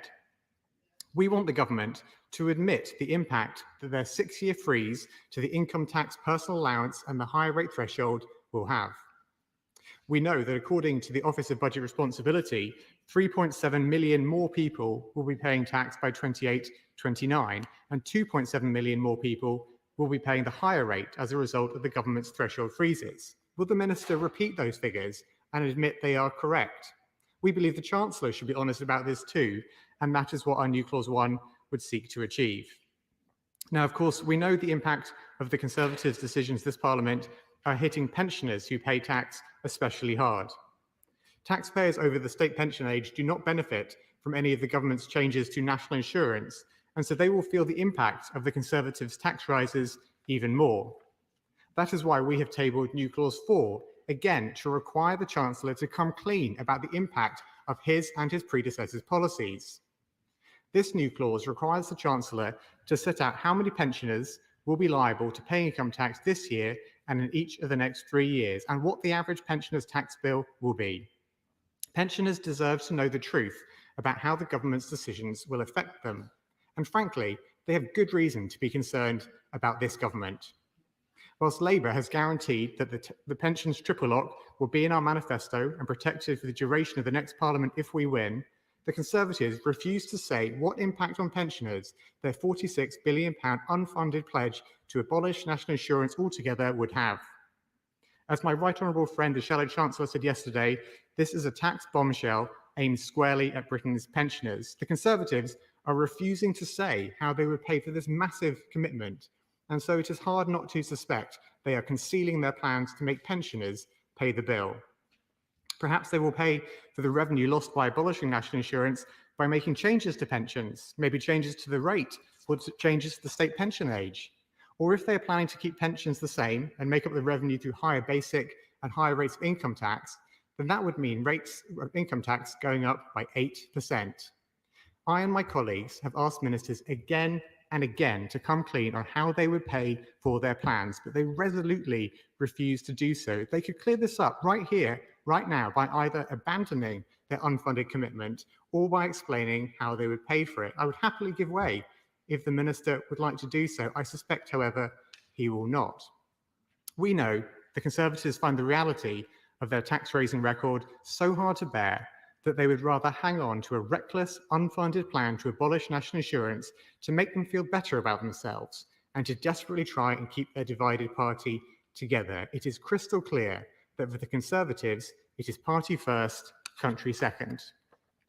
Now, Madam Chair, we know that the Conservatives' high tax record goes hand in hand with their record of low growth on the economy. Indeed, one of the reasons why taxes are so high is because economic growth has been so weak over the last 14 years. And again, no matter what the current set of ministers say, the idea that the economy is turning a corner is simply not reflected in reality. The truth is that our economy is smaller per person than when the Right Honourable Member for Richmond, Yorkshire became Prime Minister. Our country is forecast by the OECD to have economic growth of just 1% next year, weaker than every other G20 country except Russia. If the UK economy had grown at the average rate of the OECD under the Conservatives, it would now be £140 billion larger, growth that would have provided an extra £50 billion in tax revenues to invest in our public services. But instead, economic growth is on the floor, taxes are going up, and public services are falling over. That is the Conservative doom loop we are in. We know the only way out of that doom loop of ever rising taxes with nothing to show in return is to get the economy growing with Labour's plan. Labour's plan for economic growth is driven by the need for stability, investment, and reform. Stability, something so sorely lacking in recent years of Conservative chaos, must be the basis of a secure and responsible approach to the economy. With strong fiscal rules, a new fiscal lock, and respect for independent institutions, we will put stability at the heart of our approach. Extremely grateful to him for giving way. You mentioned Paul Johnson earlier in his remarks, but he's said today, I think, in the press that both the government and the opposition are tied to the same fiscal path. Is that an ideological decision? I'm generally interested. Is it an ideological decision, or is it a general election tactic? Well, I thank the honourable gentleman for his intervention. We believe in the Labour Party that having fiscal rules that are ironclad is essential to having trust that we will manage the economy in a responsible way that puts family security and family finances first. It's absolutely essential to everything else a government might hope to do, to have those strong fiscal rules and to have that stability underpinning every other decision that we make. And indeed, that stability forms the foundation of getting the economy growing, because with stability, we will be able to work in partnership with businesses to remove the barriers to investment, using catalytic public investment to unlock more than £20 billion in the private sector to invest in the industries of the future. And to support that investment, we will reform the systems our economy needs to thrive, from reform of our planning system and employment rights to devolving powers to elected mayors over transport, skills, enterprise, energy and planning. That is how Labour will begin to grow the economy if we win the next general election. We know that a new approach and a new government are needed, because that is what people across the country are telling us. People want a new approach where people can feel better off rather than struggling to make ends meet as their taxes rise relentlessly. The Conservatives are desperate to distract from the mess they have created. They go from the simply unbelievable, like the Chancellor claimed yesterday that they had abolished low pay, to the unbelievably reckless, like their £46 billion unfunded plan to abolish national insurance. But no matter what they say, no matter how hard they try to pretend their plan is working and that people in Britain have never had it so good, people know the reality of life. People know that taxes are at record levels. And today, we want the Conservatives to at least come clean and admit how many more people are paying tax as a result of their decisions in this Parliament and how hard they're hitting pensioners in particular. But frankly, Madam Chair, no matter whether they come clean or not today, come the general election, people across Britain will ask themselves whether they and their family feel better off today than they did 14 years ago. The answer to that question is the reality from which the Conservatives cannot hide. John Redwood. I declare my business interests in the register. I rise to speak in support of tax-cutting proposals. We're not discussing the national insurance reductions in this particular group of amendments, but both speakers so far have spent some of their time discussing them because they are relevant, being the other side of the issues on the correct levels and thresholds for income tax, which are the proper matter of our current debate. And I wanted any kind of tax cut because we are overtaxed, and I think the right kind of tax cuts can speed that growth, which all the major parties in this House want, although there are some disagreements about the exact mix of policies that might create it. And the first thing we need from the Treasury is a greater belief in the official forecasts of themselves and the OBR, in the fact that if you promote more growth by cutting some tax rates, you may end up with more tax revenue. The best generator of more revenue to pay for our public services is a growing economy. The best generator of more growth is productivity improvements. There is particular scope for productivity improvements in the public sector. The public sector was badly damaged by the COVID experience. We lost a lot of productivity through the hasty and necessary reorganization of the public services against the pandemic, but we're finding it hard work and slow going to get the lost productivity back. I welcome the fact that in the latest set of budget numbers, the government has put in future productivity recoveries over the next few years, but it's slow progress even to get back to the levels of productivity in 2019. And I would put to the government that you don't need to spend extra money on new technology like AI to get back to the levels of 2019. You may wish to recommend schemes for AI investment to get above the 2019 levels, but by definition, you were able to get to 2019 levels of productivity without AI because it hadn't become available or invented at that stage. So there should be more common agreement about the urgency of productivity recovery in public services. We're talking about at least 20 billion of missing money from the productivity problems that have developed since 2020 and the lockdown experience. But there is also a source of extra revenue from lower taxes themselves, because if you cut the right kind of tax in the right way, the tax rate, you will generate more cash rather than less. I think everybody now agrees there is that effect on certain taxes, because it's quite obvious that if you impose certain kinds of turnover or activity taxes, they will lower the turnover and the activity. Indeed, many of the taxes we impose are taxes imposed with a moral wish to lower activity or usage rates, so that alcohol and tobacco attract higher taxes because the wish is that people buy them less, or in the case of tobacco, buy them not at all. And you get the same effect on things which we should be promoting. Now, one of my proposals to the government is that they should be extremely worried about the large decline in self-employed people since 2019. Now, some of that was the inevitable consequences of lockdown, leading to older people who were working for themselves deciding that they obviously couldn't during lockdown, and they decided to retire a bit earlier, but quite a lot of it wasn't. Some of it was people of younger ages who were deterred by the experiences, and some of it was that young people are not coming forward to replace those who were self-employed. Because I don't think it was just lockdown or the disruptions around that time that caused this problem. I think it was also the IR35 tax changes, which went through in two tranches, culminating about the time that we experienced the lockdown problems. And we have lost over 800,000 self-employed, partly through a self-inflicted tax wound.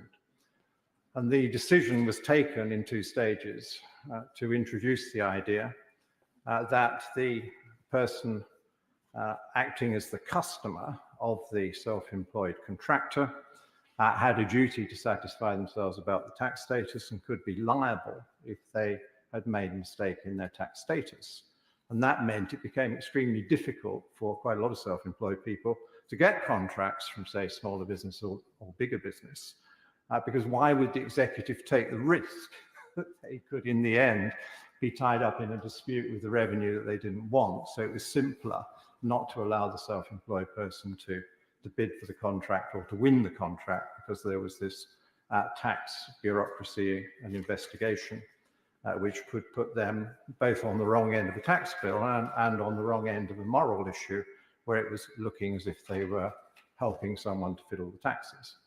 The revenue has always had issues over how you exactly define a genuinely self-employed person, and there are lots of obvious requirements you would have, because none of us want to see people who are effectively employed by a single employer taking advantage of tax breaks that were designed to deal with the extra risk of being self-employed and the lack of the benefits that you get if you are genuinely self-employed. If you're not getting sick pay and paid holiday, you are in a rather different category from those of us who are employed, who get these benefits from our employer as built into the overall package. So those are the normal sort of tests. Are they working for more than one employer? Are they working by a contract for services, or are they working by an employment contract? Do they have sick pay? Do they have holiday entitlement? Do they have other benefits? These are the tests that you would normally apply to decide whether someone is genuinely self-employed. I think we've got too tough from the revenue side. We've lost a lot of self-employed. We're not recruiting the extra self-employed we want. And they are vital to the growth and vitality of an economy. Yeah. If we had a few 100,000 more people self-employed, they will be the innovators, they'll be the price cutters, they'll be the people who go the extra distance, provide the additional service. They will find customers. They will be useful challengers to the big businesses. They won't destroy the big businesses. They will keep them on their mettle and make them understand that they too have to listen more to what customers want, because so often the customer service improvement is generated, first of all, by the self-employed or the small business. And I would then go on to small businesses themselves, because if the self-employed person goes on to take that giant bureaucratic step of taking on an employee or two, and they then have all the bureaucracy and the extra tax that goes with that, we need to make it as easy as possible for them to grow their small business. And I'm very pleased that the government has now said it can raise the VAT threshold, because registering for VAT is a colossal additional commitment that a small business has to make. And it means diversion of a lot of energy into tax compliance rather than in finding and serving more customers better. And so I think you want to delay that until the business is rather bigger than the current level that has been even recommended in the new changes. And so I would urge the government interested in a growth strategy, as I know it is,